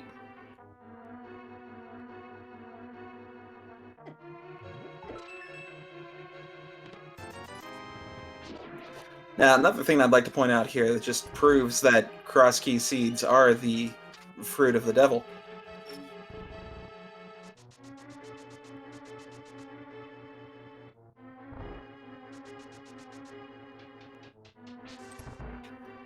Sorry, I had to collect my thoughts there.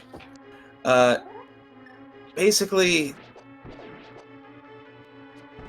you could be required to go in GT like a half a dozen times, but you don't actually have to finish GT unless Ganon's happens to be in the pyramid. Every Crosskeys is a fast Ganon. That's it. Thankfully, you don't have to worry about it otherwise.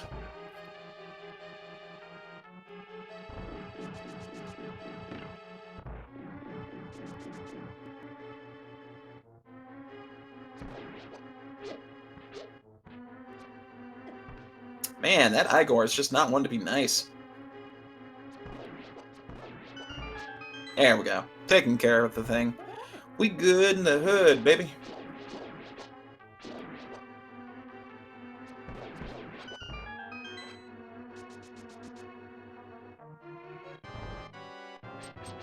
Now don't blink. You might miss a wonderful boss fight. Obey him! Obey him!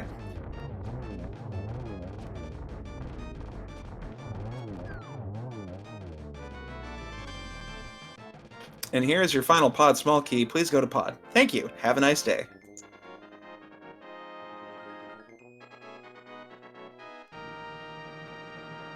And another fun thing you might be thinking. We've been all over the place in lots of dark rooms. Where is our lamp? That is an excellent question.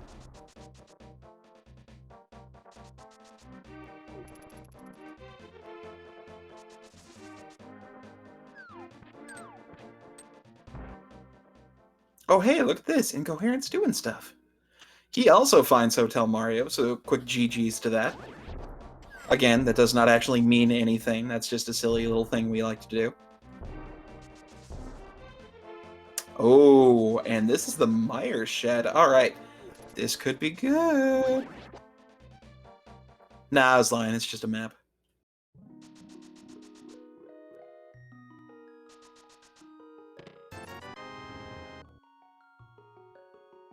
Oh, come on. Check pod. Check pod. Let us know which one it is.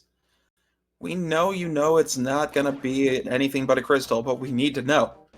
We gotta know.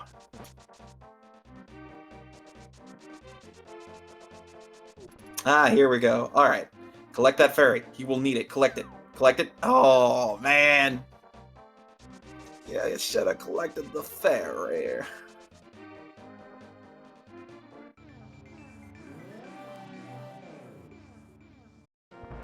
That's alright. We're gonna get a fairy. Yeah, that fairy was like, sir, you ain't taking me nowhere.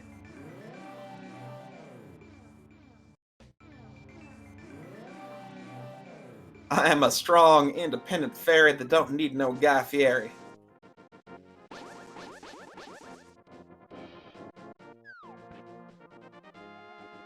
And Idiom picking up Titan's mitts, which may be completely useless.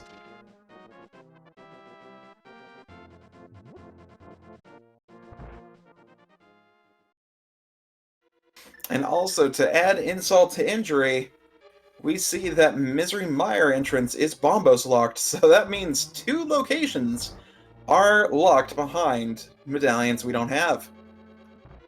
Now, that may not be a big thing. I mean, that's 2 entrances out of so many others. They could just be junk. They could be crucial. Who knows? We sure won't until they actually open them.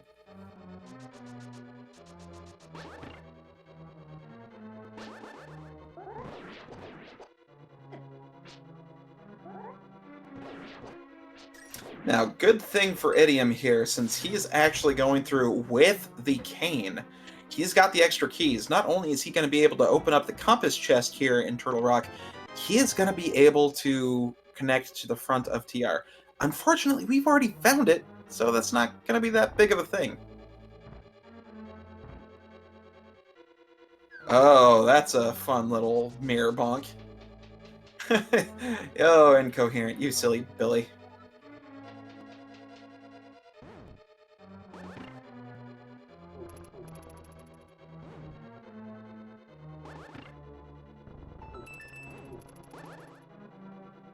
Man, those chain chomps do not want Eddie M to get to that chest.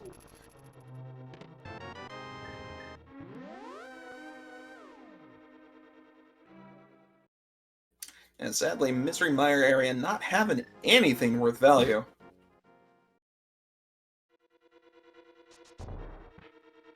Youch, not even... Ah, man.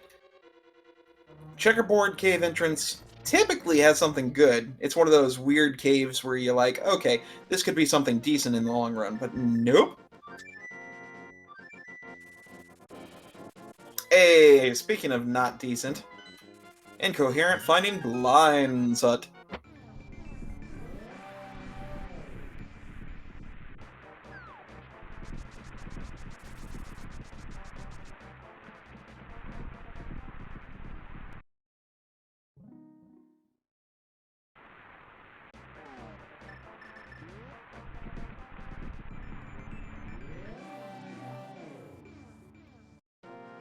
Now guys, I know you really don't want to do pod without a fire source, but you have everything necessary to complete it. The game wants you to go there.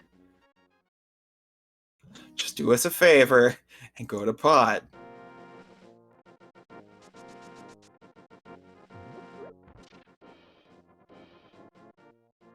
Oh, wait. This is nice. Incoherent finding a luxurious cave. This is one of the best connectors to find, not only because it's got 3 entrances, but it's got 7 items. That's right. It is Paradox. We get ourselves the hook shot out of the upper right. Oh, that's beautiful. Now let's check to see what we got on the lower side. After, of course, we deal with these little minis.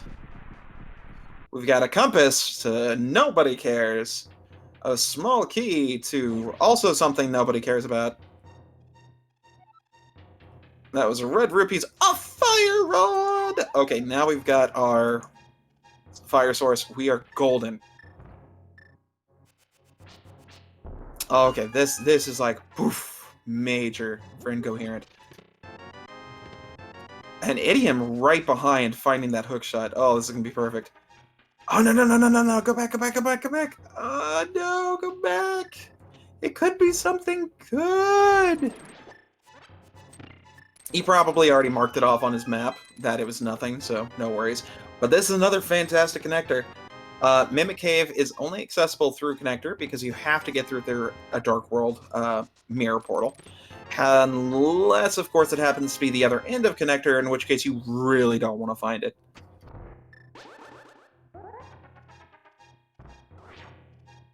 Oh, that is Spec Rock. We have already found out what's up there, so no need.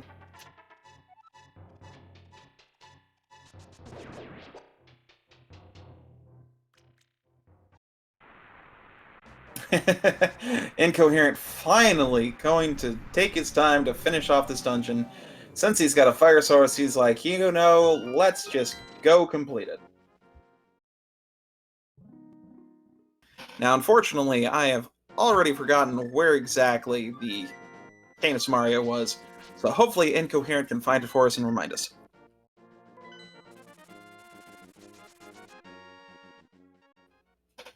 Another fun thing from chat. Am I the only one happy that one of 3 required items could still be on PED? Maybe Satan? Joking aside, no, that is hilarious.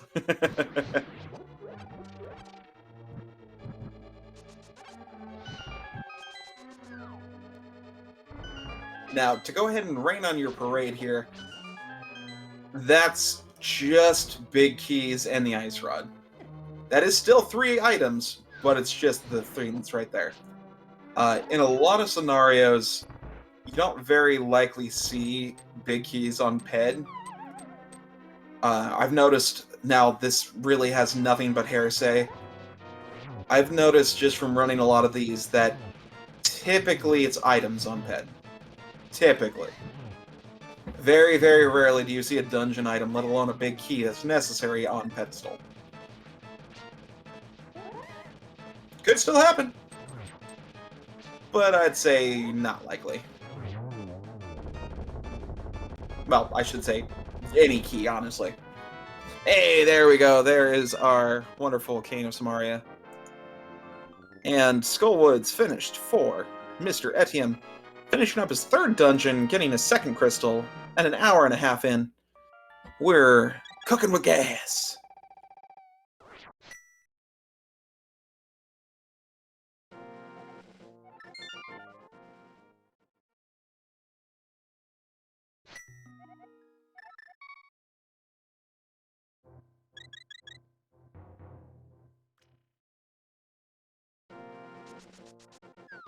Now it's time for another mighty match of Beat the Moldorm.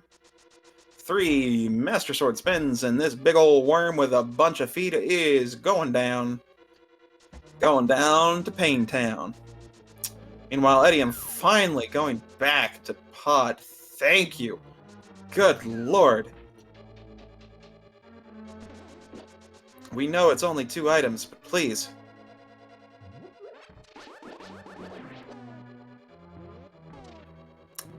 Wait, what is... What? Idiom, what are you doing? Thank you. Goodness gracious, great balls of fire. I think that was a momentary lapse of, oh wait, I've already done this. I don't need to do it again. Which, it's also a good sign to go ahead and find your compass for these dungeons, because you notice right up there at the top below the rupee and the bomb count, it has this nifty little check mark, where it tells you how many chests you've opened. Seeing as how he's passed 1 closed chest and hasn't beaten the dungeon, we could assume those are the only 2 he needs to do. But ragging aside, this is a very, very challenging mode, not only physically but mentally. It takes a lot of concentration to route correctly, I'll put it that way. There's a lot of routing options you can do in Crosskeys, and there's a lot of options that you could deem correct, but realistically, until you actually get there, it's not correct.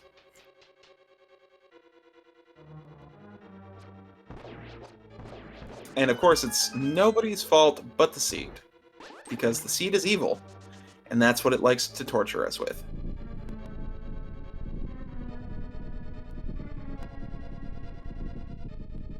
But speaking of wonderful things, let's go ahead and give a hand to our 2 runners here, Edium and Incoherent. Please go ahead and give them a follow. They deserve it. They have been going through so much for us.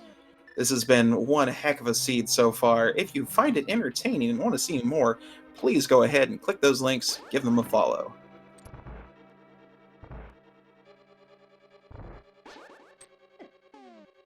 I was actually contemplating doing a shout out for the tracker, but seeing as how that's me, that's just kind of a moot point.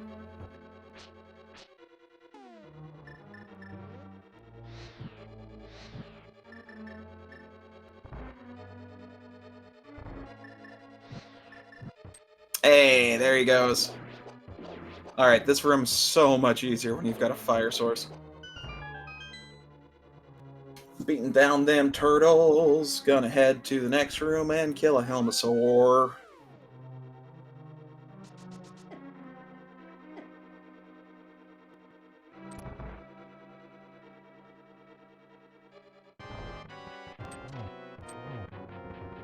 Alright, 17 whacks to the head, and then we can slash it.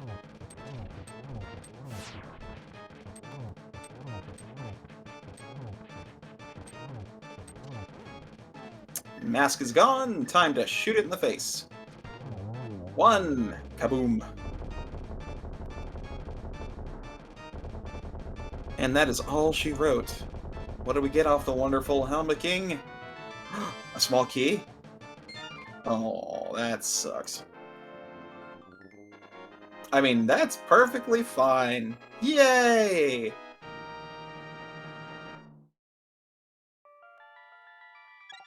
Now, when you're looking for keys and you happen to find one off a boss and it's just like, hey, this is a worthless key, huzzah!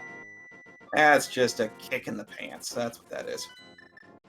Oh, and I think I don't know which one it was, but we're just gonna go with Pod.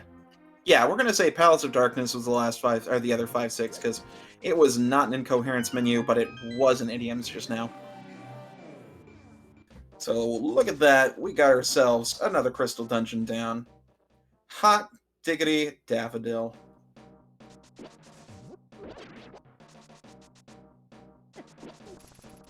Alright, so where to now, good friends? We've got a whole bunch of nothing except for...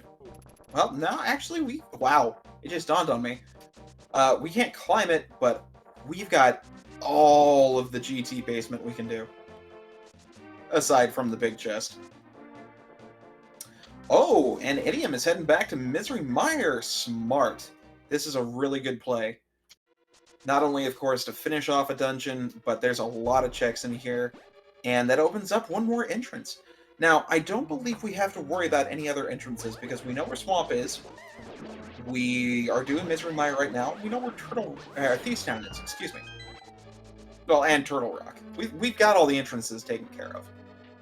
So, that 5-6 crystal, probably not going to do any good aside from just padding our wallets. But the fact that we can get this done and actually move on up, it's a good thing.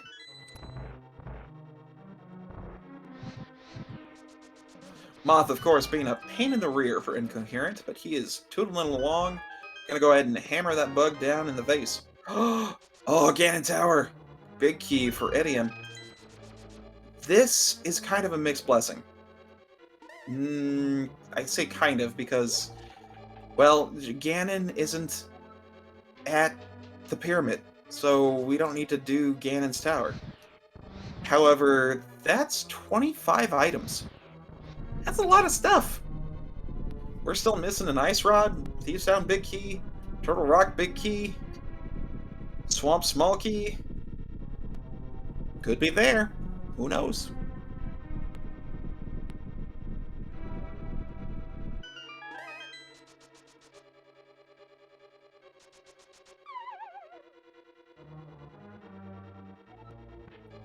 And, just money. Alright, so, GT Big Key over on the Firelock side. I am thoroughly surprised that neither of our runners have gone back to GT yet, just to go ahead and check out the items. Now, another fun thing to consider, and this is probably what's kind of mingling into the back of their minds, GT typically has garbage. It's kind of one of those things that it's coded to just give garbage. Now that's only in... Oh! Idiom's doing something. Let's see if you can get it. This is a cool trick. Come on, Idiom. Come on, you can do it. I believe in you, buddy. Almost. Oh, come on, you can do it. You can do it. I have faith. Yes! Alright, cool. That cool trick right there, I don't know the name for it, but it is a nifty thing where if you basically slash yourself 1 pixel up from that edge, and then immediately hit left and dash. Let go of left, but then hold dash, you will dash through the rail. It is super cool, super fun. Do it right the first time, save yourself a few seconds. But anyway, back to the fun stuff. Ganon's Tower in normal modes typically has garbage, because you have to have 7 crystals to access it, thus garbage. However, Entrance Shuffle is a very odd scenario. since you can find GT very early in the seed, especially when you get stuff like Hammer, Hookshot, Fire Rod, Cane, it can actually have progression items. To make matters worse, if you find Bow in Hookshot, or Bow, well, and the GT Big Key, of course, that would logically put stuff in the climb into logic. Even if the pyramid drop-down happens to be something like Lumberjack or the Thieves' Hideout, those items could be in logic. It's a very rare chance, especially given the fact that we're down to like 4 items necessary, but it's a possibility. Now, the fun thing will be whether or not these folks want to go into there. We've still got, let's see, Desert is clearable with 1 item. 2, technically, because of the green pendant turn-in. Ice is clearable through Icebreaker, but that means we get left out of the big chest. Well, for Incoherent side, at least. And then that would open up Ped, so there's a lot more we can do. It's just one of those things that these guys have decided to do, just not for us.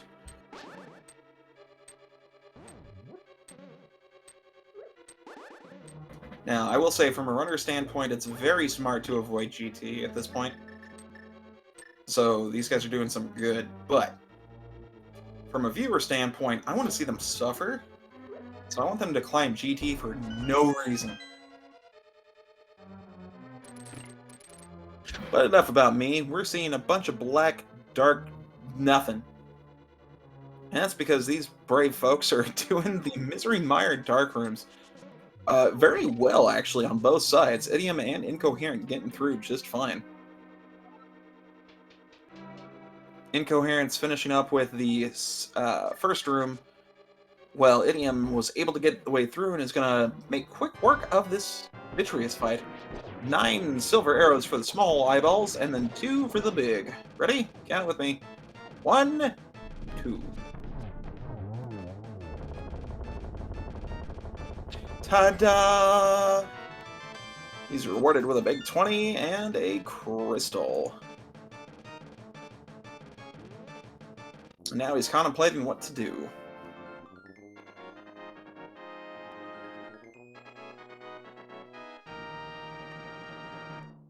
Incoherent finally making it through. Very nicely done. He's got more than enough silver arrows to take care of this, so he's going to go ahead and do that as well. Gonna powder a fairy, be like, nom nom nom nom nom nom nom.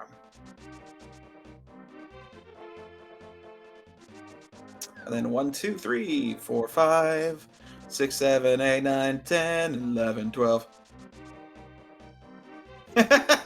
He actually shot him in the wall. It's like he knew what I was going with. And that is a big eyeball down for Incoherent.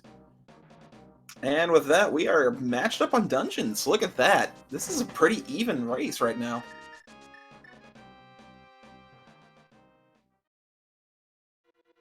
Both players looking for some random keys.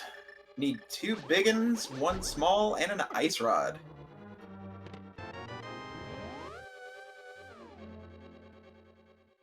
I'm still putting money down on Ganon's Tower being a thing, so whoever goes there first is going to win in my heart.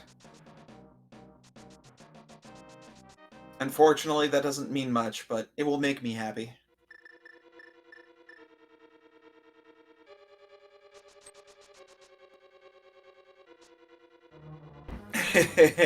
I do love this, though. It's a wonderful sign of a good runner. You get to see the way that both of them happen to be following each other's footsteps. It's because after seeing little tiny things like this, they think, alright, this is where I need to go next.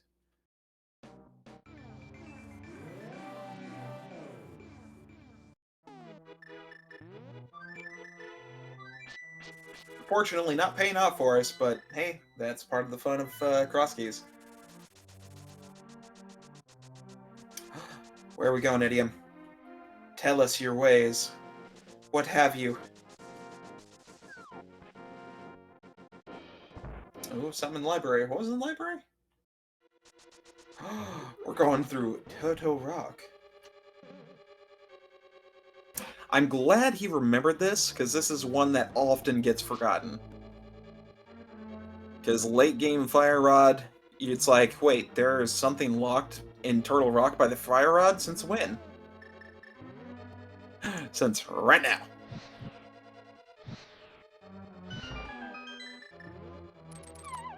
Beautiful switch over to the hook shot to fall into the abyss.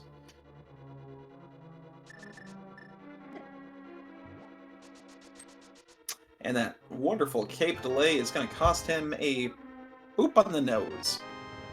Ooh, red mail and another GT small key. Maybe this will push him towards GT. Hey, here's another small key. Get going. With regards from the seed.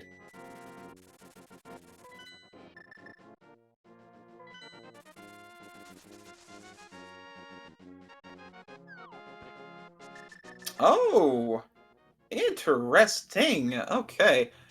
That's a fun little knowledge right there. Ped, sadly, is dead, but it has got a wonderful dungeon item on it. We can find Aghanim, and that means it is the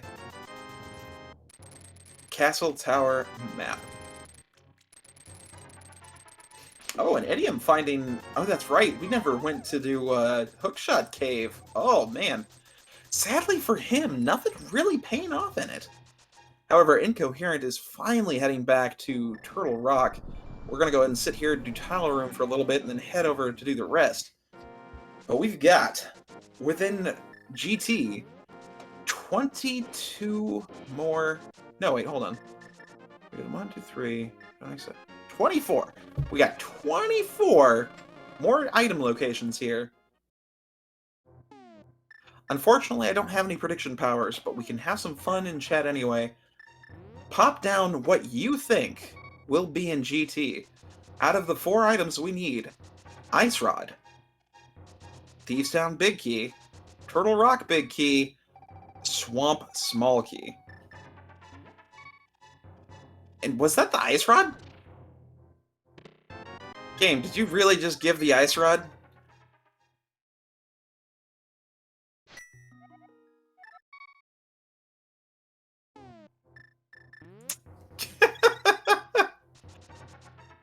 Oh my goodness gracious. Alright, cool. Well, thank you for running my game, Tile Room. I appreciate it. Thank you so much. Canaburna. Alright. Small key to Ice Palace. Don't need it, but thank you anyway, game. Oh, good. Idiom's about to get his Ice Rod, too. Alright, we can still play the game, just with keys. We are on the key hunt, folks. Thieves Town Big Key, Turtle Rock Big Key, Swamp Small Key. Where are these keys? Type it now. Let us know. Share with us your mystical voodoo powers.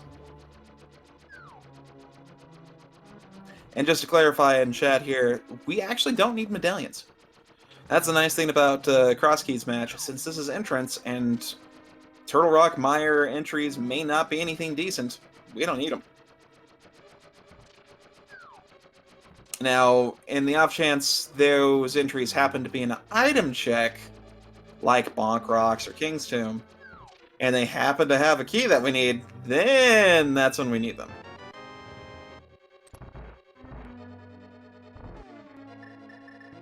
And Ice Rod over on Idiom's side. Bet he's happy to see that one.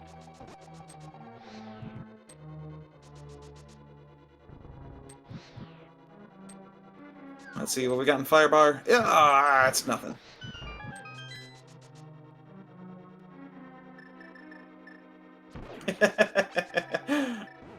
You're gonna have to just kill him incoherent. It's not gonna work. And it's just, man, the game did not want him to use the red ring in that way today. It really didn't.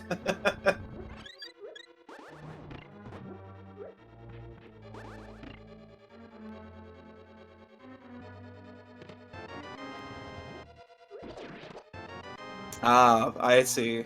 Someone in chat putting down their predictions. That is quite evil, and I agree. That is a fantastic thing.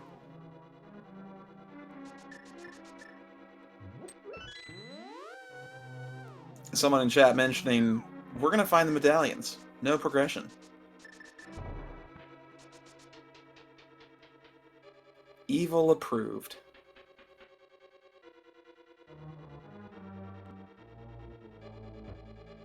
Now, it's alright. Well, there's... Oh, no! Both medallions and the Thieves' Town Big Key! Oh my goodness!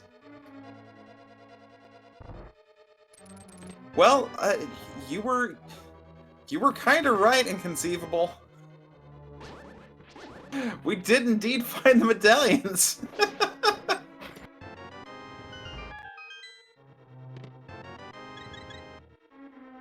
Now we just have to wait to see if they actually happen to be useful.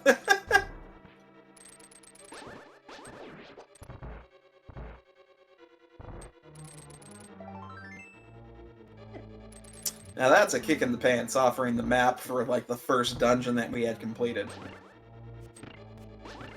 Hey, you want to know where this dungeon is? Or what it is? Too bad.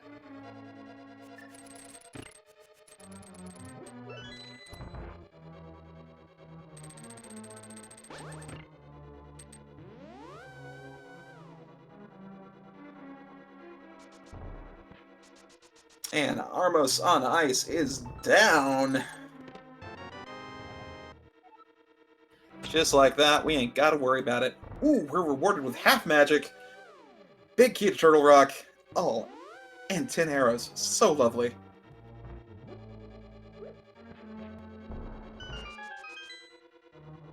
Man, GT having everything that we needed, aside from one small key to Swamp.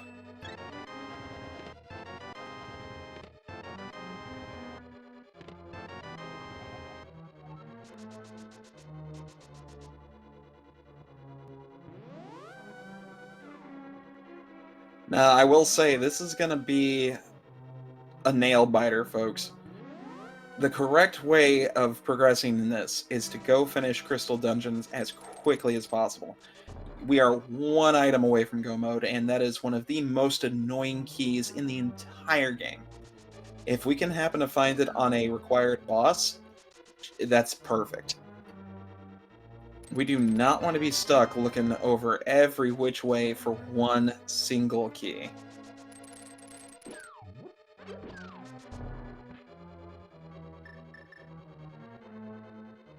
A very smooth Firehead taken out of the way for Incoherent.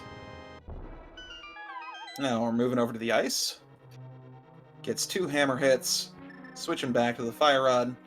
Idiom just getting ready to have his dance with the ice fairies. Oh, and it's over.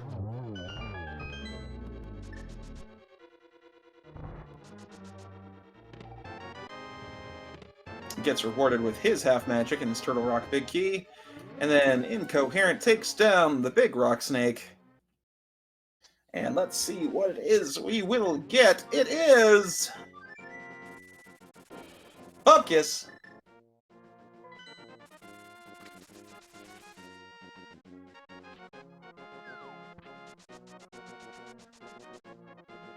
To answer the question in chat, it is the Swamp Small Key.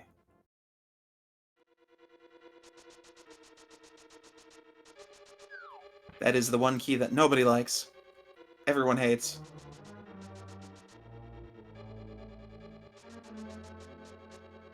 And yet we need it because this game hates us.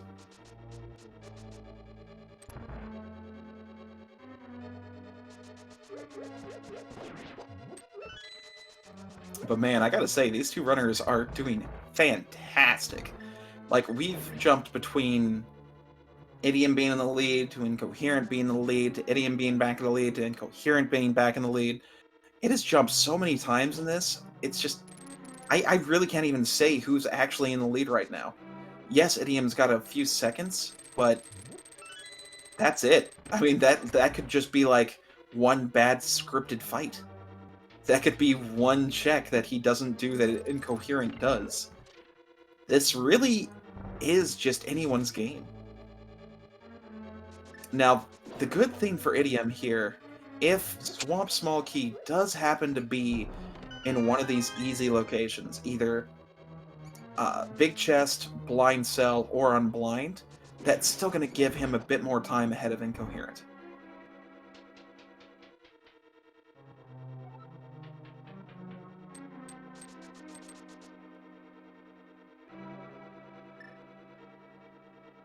The biggest thing that Incoherent could be hoping for right now is that Swamp Small is not going to be in one of the normal locations.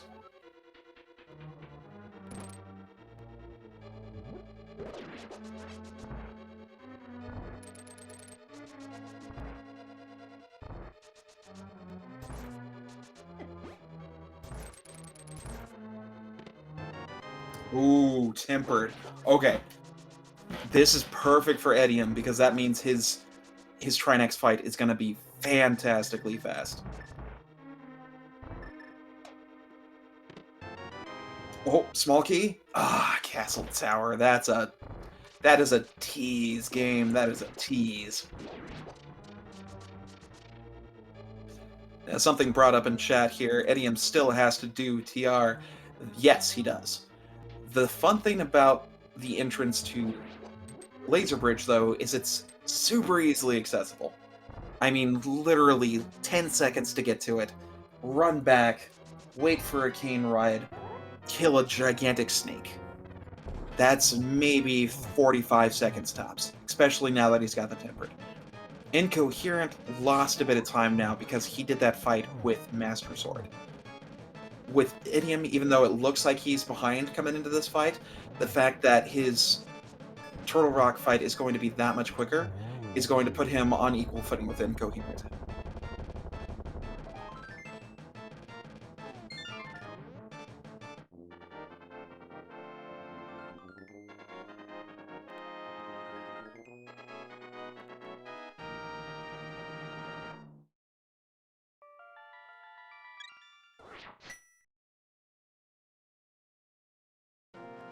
Now, beautiful fights for both of these runners. We don't got to worry about none of them. Idiom heading straight to the back of TR.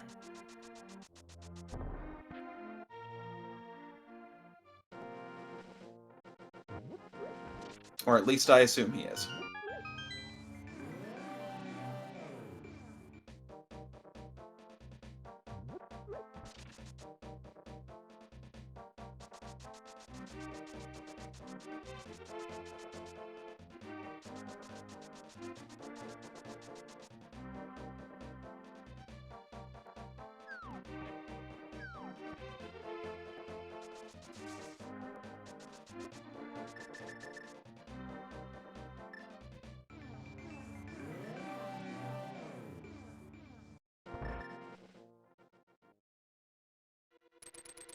Oh, that was smart. Alright, he was actually heading that way to the big chest because he still had the big chest and crystal roller room left to check. That is very, very smart. Unfortunately for him, the big chest didn't have anything, but could still have the Swamp Small. Let's see it. Ah, that's a bummer. Smart move for Idiom, unfortunately just did not pay off. Meanwhile, Incoherent is going to find that these three chests also have a whole bunch of bupkis. And we'll be off to our next area to try and find that Swamp Small Key. Here's another tidbit for all you entrepreneurs of weird and new seeds. The swamp can be literally anywhere, aside from swamp. Let's see, there are 9 checks in swamp that left. Let's see, minus the 2, blah, blah, blah. Okay, so that means out of 208 locations, Swamp Key can be one of them.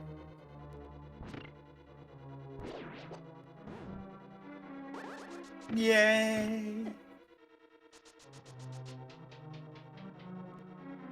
Ah, here we go. Incoherent is heading over to the right side of Turtle Rock now.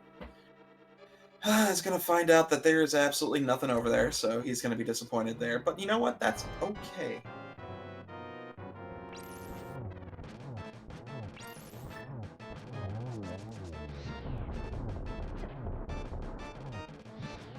And look at what I was mentioning earlier about the Turtle Rock fight here.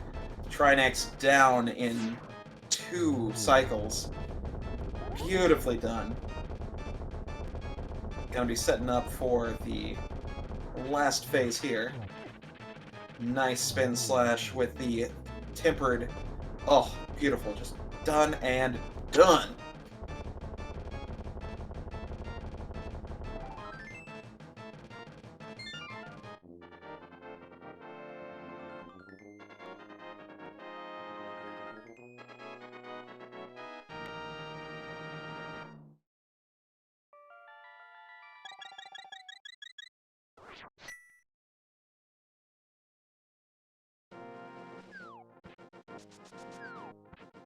Ah, there we go. I accidentally dropped my controller. Ooh, finally dipping into Ice Palace. Now this is an intriguing point too. We've had this open for quite some time.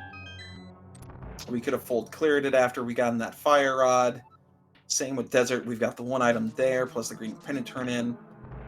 But now we're seeing it just because A, we're down to the nitty gritty, and B, it's all about item density. That's right. We've got 8 locations here in Ice Palace, one of which could be the small Akita Swamp.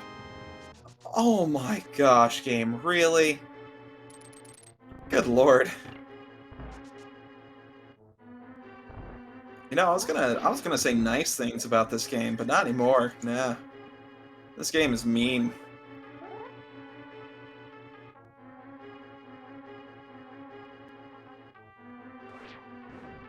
So, 2 hours in, we finally find our lamp.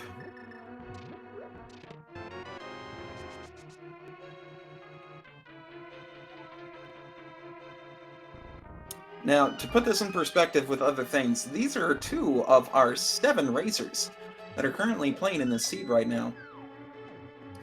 Nobody, and I mean nobody, has finished. Not even a forfeit.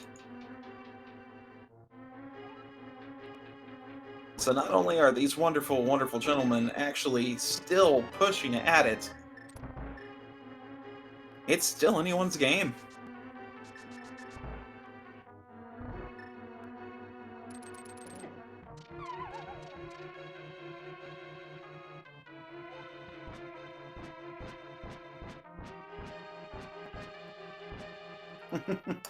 Interesting routing here. Good choice for Idiom.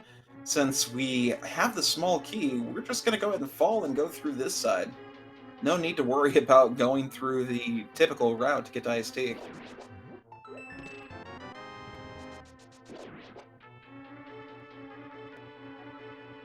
Behold the mighty lamp!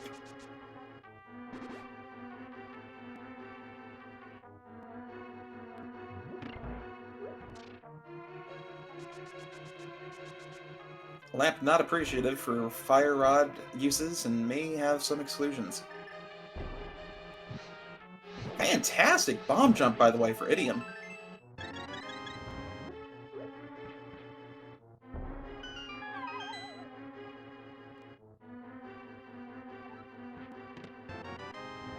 And sadly not getting rewarded with much, just compasses and disappointment.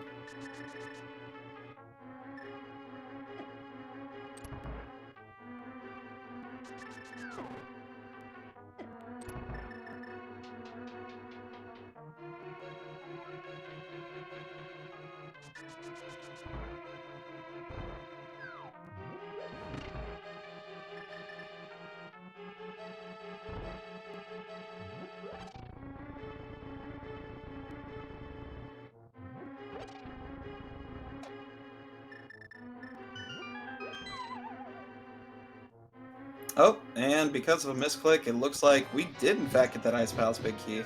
Very nice. Leave sound on the other. Alright, so, no worries on that one. Now, unfortunately, I don't believe Idiom ever got that book. He hasn't missed out on anything because there was nothing on Bombo's tablet, but makes quick work of Gold Stare. Gets rewarded with 50 bucks. Gotta say, that was a heck of a smooth fight.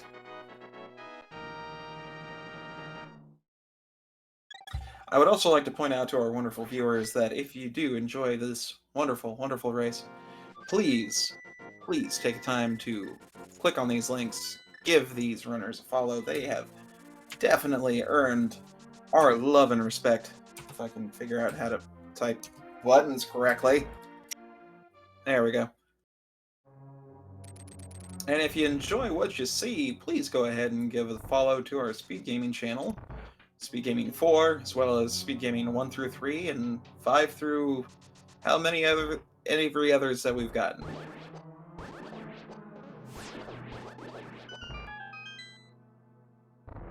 Tons of fun stuff showing up all throughout the weeks. Got wonderful, wonderful races all throughout the board. Also, fantastic key dash for Idiom there.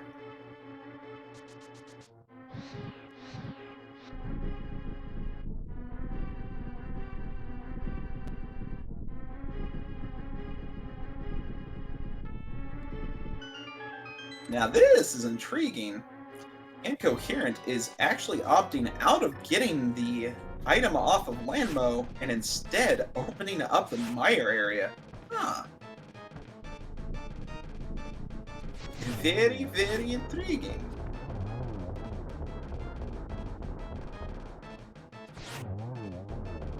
And it's nothing.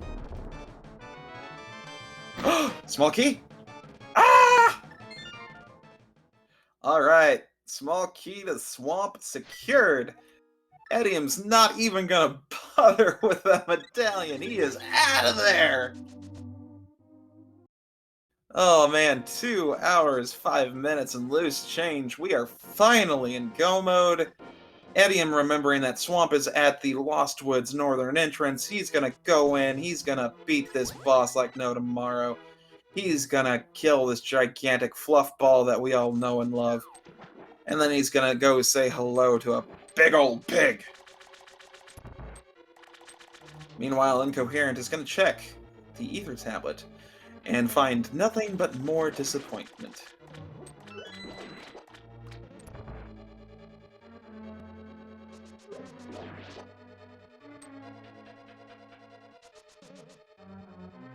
Alright, Incoherent. Read our minds. Go to Kakariko. Go to Kakariko.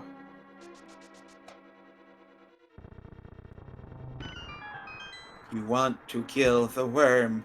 You want to kill the worm.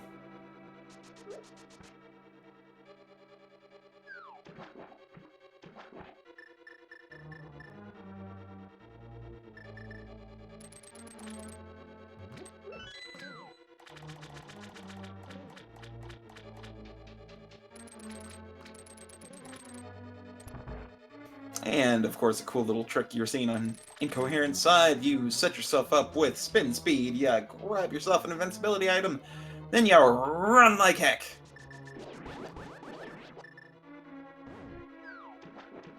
And Cane Diver down, very simplistic once you know how to do it.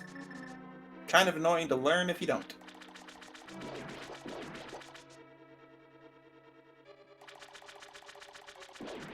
Oof, and Turtle Rock entrance also going to be opened. Hopefully it'll be something decent, you know, like Butter Sword, maybe. That'd be nice.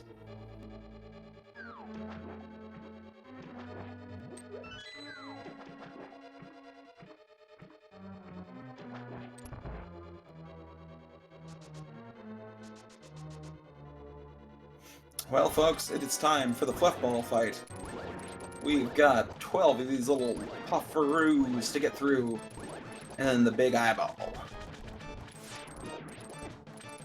You know, I think a divination hut is just as rude. Another comment from our chat here saying it's going to be rude. Like Mushroom. You were not far off. Oh no, no, no, Incoherent, oh. Speaking of Mushroom, we found it on Argus. Oh, oh, this is painful. Poor, poor Incoherent. Ugh. That's gonna hurt. And just as a reminder, this is not a poor decision. This is more item dense. It's just not the right decision for this seed. But now it's time to head to the Big Pig.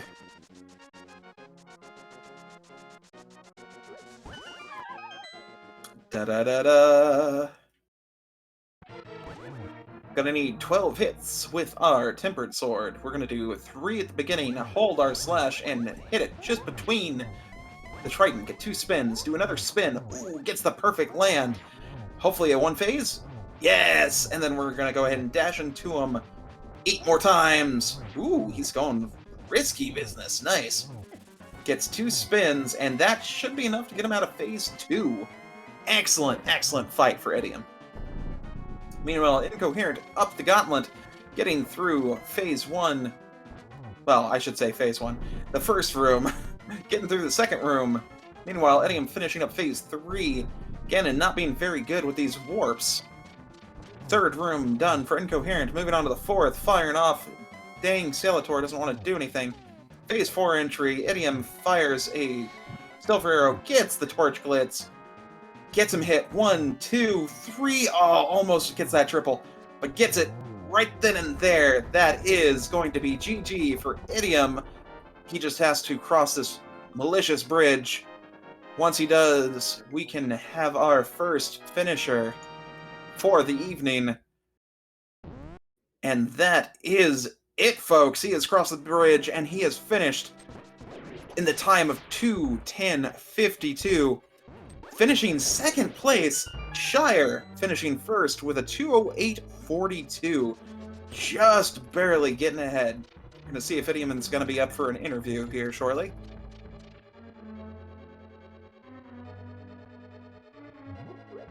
Meanwhile, Incoherent finishes up the room portion of the gauntlet, heading over to the torch room. Gonna be fighting a couple of bosses here shortly. Well, another boss.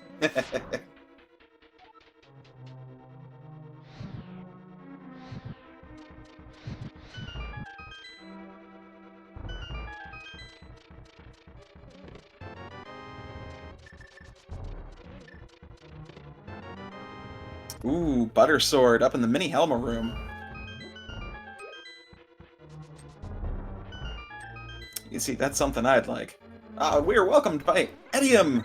I think I've mispronounced your name like a dozen times. How you doing, buddy? Yo. Oh. I thought I had push to talk on. I was pressing the button, and it wasn't making a sound. Turns out I didn't have it on. I'm doing well. That was a seed. That was an interesting one, I gotta say. I was going through back and forth throughout the entire thing. You and Incoherent were jumping between who had a substantial lead. You actually had the first crystal coming up at the 50-minute mark. He didn't have his first crystal, I think, until like an hour and some odd minutes. But yeah, with Crosskeys, it's just so hard to tell who's in the lead. Like until nearer to the end, I guess, just because so much random stuff can happen. Exactly. I did actually want to ask something, because we noticed that after you both had ended up finding, like, you both found the hammer quite early on, but, yeah. well, in terms of Crosskeys. But when you found the hookshot and the fire rod, like, my first instinct would have been like, okay, there's so much more we can find over in GT now, let's head there.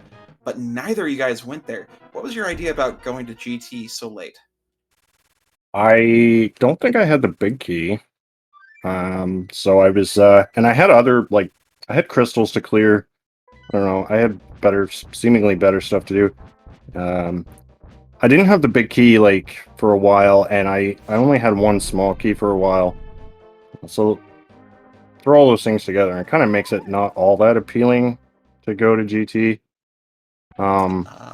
Smart. The other thing is, like, it's also, like, nice to hit go mode in GT if you can, and that way it saves you from climbing. Whereas if you go to GT too early, you might be baited into climbing for nothing. I don't know. Very smart. That does make sense, honestly. It does. Yeah, in this seed, actually, it wasn't a big deal because GT was at the potion shop. We had the flute, so you could literally get back there instantly. So once I got a bunch of stuff out of the basement, for me, there was no reason to climb. I think I was just looking for Swamp Small at that point. Yep. And I gotta say, that was honestly the best call to make. Because sadly, Incoherent decided not to go finish up Desert. He is still searching for that Oh Swamp no. Small. Yeah, but I cleared ice first because it was right next to the where I popped out after beating Trinex. So I was just like, oh, I'll just hop down the ledge and go full clear ice. And when that had nothing, I was like, okay, well, I'll just beat Desert. There's an item on the boss, there's a green pendant, and there's the pedestal. So might as well go for the 3 items there. Oh, and I also, speaking of ice, I gotta say, man, your execution there was phenomenal. Not only with that cold stare fight, but clearing out all the rooms too. That was just chef's kiss, just mwah. Yeah, the tempered sword was that in ice? That was in ice, right? Or Tempered did I get that Sword earlier? was in Thieves Town. Oh, that was in White Zone. Thieves. Okay, yeah. Yeah, I mean, by the time I got to ice, I had tempered and half magic. That made ice fairly straightforward. Yeah, I don't always get like the super quick kill on cold stare, but when you have half magic and a fire rod, like it don't really matter. Oh, one other thing I wanted to ask you too, because I noticed Incoherent actually ended up getting his Moon Pearl, I believe around 15 to 20 minutes in, because he Yeah. decided to take one of the early connectors into Super Bunny. Oh yeah. What was your thought process when you finally found Super Bunny Cave and got that Moon Pearl after all that nonsense to get there? Well, the thing is, like, late Moon Pearl is not usually that bad unless you've done a bunch of bunny walking. Then you've lost a lot of time. But I hadn't really done much in the way of bunny walking. Like, I walked over to get one item off the pyramid ledge, and I think that was all the bunny walking I did. Yep. So, having a later pearl is not really a big deal in that case, because I had lots of stuff in the light world to do anyway. That's one thing I was actually wanting to ask, and I'll go ahead and ask Incoherent his thoughts too. But in a scenario like that, where Moon Pearl is just so elusive, how risky is it to do that much bunny walking? Well, I mean, it's hard to give a general answer. Obviously, every season's gonna be different, but for me, like, having the mirror makes bunny walking much better because there's a lot of places you can mirror to, and you don't need the pearl for that stuff. That's all in logic. I find that bunny walking without a mirror is almost never a good idea. Like, it can occasionally be required to do that, but it's very rare. So I would say, like, if you have a mirror, bunny walking not as big a deal. Without a mirror, if you bunny walk and get nothing, that is a huge time loss. All right, that is some really good advice for anyone that's interested in playing Crosskeys. I myself am still terrible at it, so I will definitely hold that to my heart. Yeah, I think people, like, especially new Crosskeys players, I think they tend to overestimate how much bunny walking is required. Like, it is sometimes, but it's not most of the time. Not much required. So, bunny walking should be something where it's like, all my other options are terrible, so I'll just bunny walk and hope this leads to something. It's not like something you just jump into, hoping it leads to something, because usually it doesn't. Speaking of terrible things, that lamp at 2 hours in, how fun was that? I mean, that was just silly. I don't know. I mean, it would have saved me a little time to have that earlier, but not that much time. Oh, there are some dark rooms with the connectors that are still a pain in the butt for me. One, the Death Mountain Descent is Yeah. such a pain. Yeah, that's obviously that's the most difficult one. That one takes a lot of practice to get good. I'm still pretty bad at it. Every once in a while I can get through it, but usually I can't. I just fall in the holes. Yeah, that's the trouble I was mentioning when Incoherent went through. The Mad Lad not only did it once, he did it twice without falling And Uh, I don't know how. Like, did he have an actual map open and he was just timing it? The guy yeah, was I crazy. mean, you can do that too. Yeah, you can always just load up the map of it and follow along with that. I mean, that's good advice for Dark Agate Tower as well, because Dark Agate Tower is also extremely difficult. Oh yeah, that would have been a pain.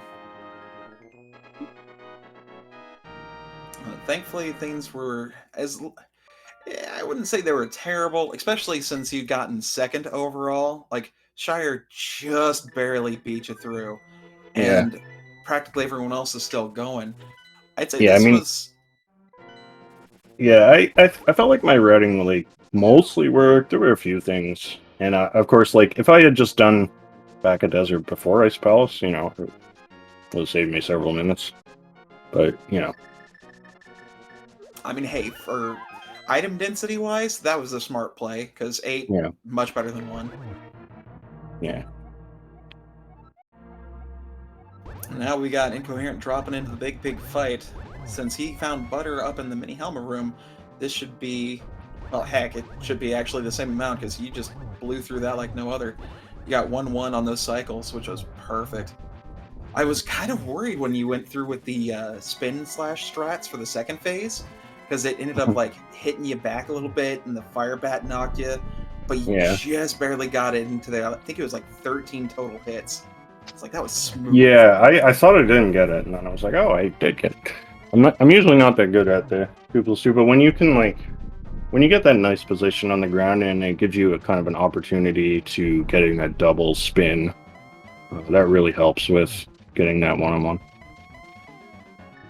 Those are the beautiful hits. And I was so sad when you didn't get that triple, because it was set up so well. I was like Yeah, trying to go full game no, commentator mode. I was never getting that one. It was too far away. Well, thankfully, Incoherent is able to go ahead and deal the last bit of damage to the big pig. So he just has to walk across that bridge, and he is done as well. Goes to Ice Rod and Tile Room. That was Oh fun. god, yes.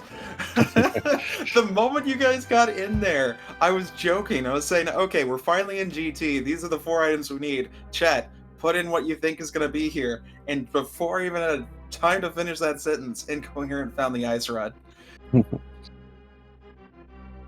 But slap them GG's for Incoherent. He is finishing 4th place with a time of 2:21:31. Wolfie finishing just before him at 2:18:15.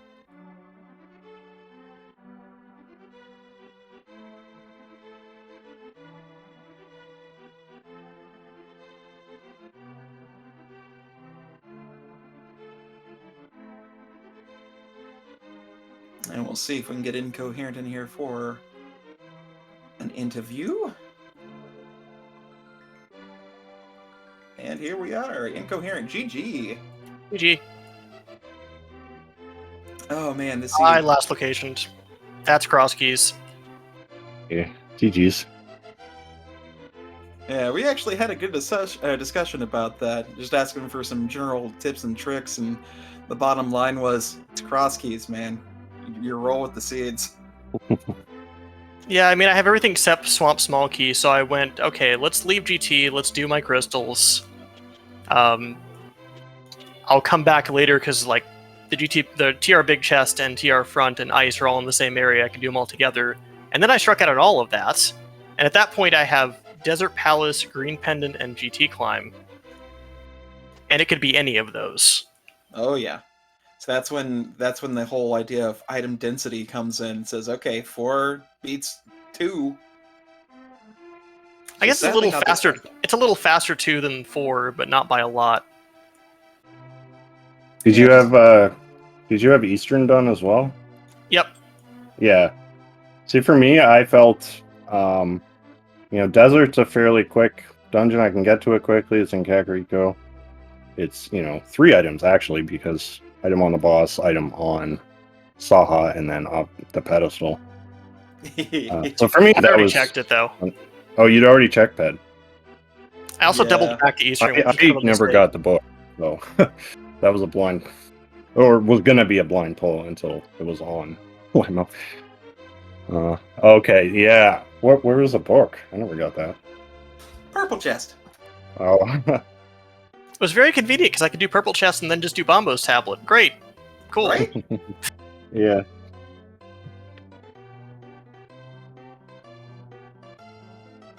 Oh, but man, this seed had just basically have you both bouncing back and forth for the longest point. Like, Idiom was actually in a crystal lead for the majority of it, and then when it took him a little bit more to find that moon pearl than you, it was like, okay, now you're in the lead, he found the moon pearl, now he's back in the lead, and jumped back and forth and back and forth.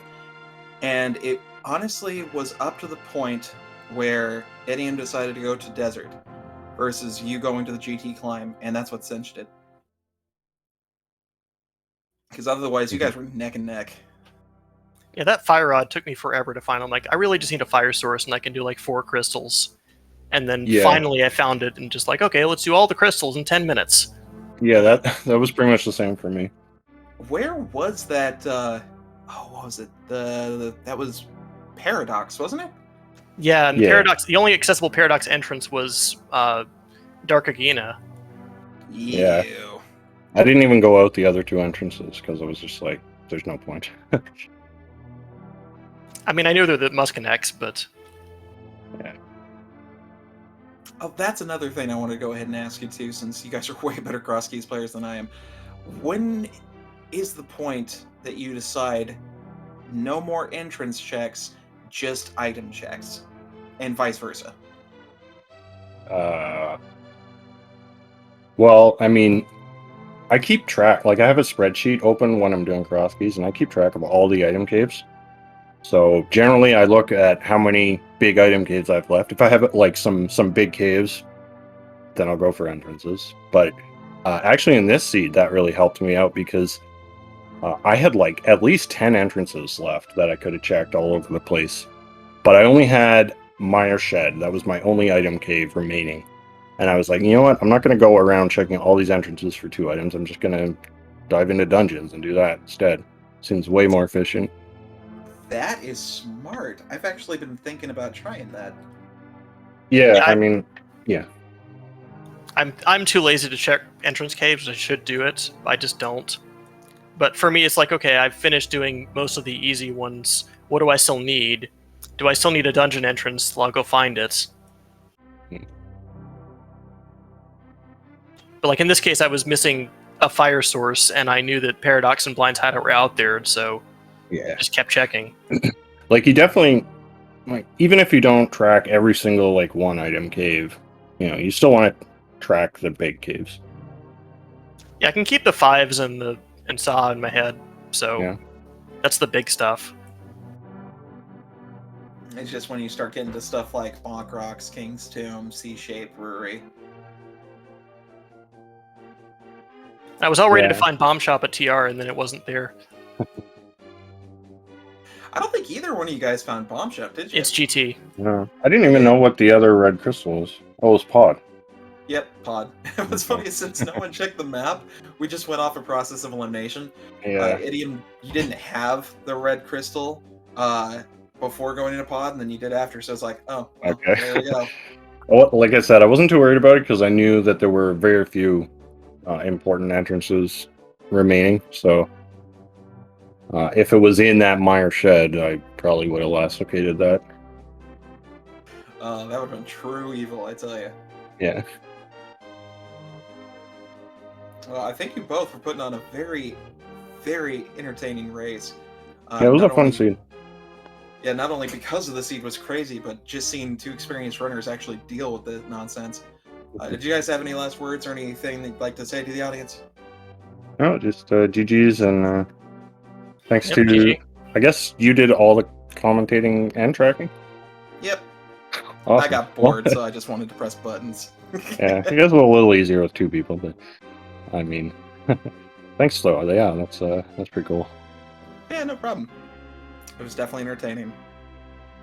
And if you watch the VOD, I apologize. I used certain words way too much, and you will notice them. Okay. All right, and I'll see you guys later. All right, see you All right. later, and GG's once again, guys. And thank you all so much for sticking around and watching this awesome, awesome race. Once again, we have our two runners, Idiom2 and Incoherent. If you would love to see some more of their stuff, please go ahead and click these links, give them a follow. They definitely deserved it. And thanks to everyone that wanted to go ahead and just watch the race. It's pretty late, especially here in the States, and gosh, it's probably wee hours this morning across the pond, so hope y'all either get some rest if you're just waking up, hope you enjoy some coffee, but thanks again for watching. We'll see y'all in the next race. Toodles!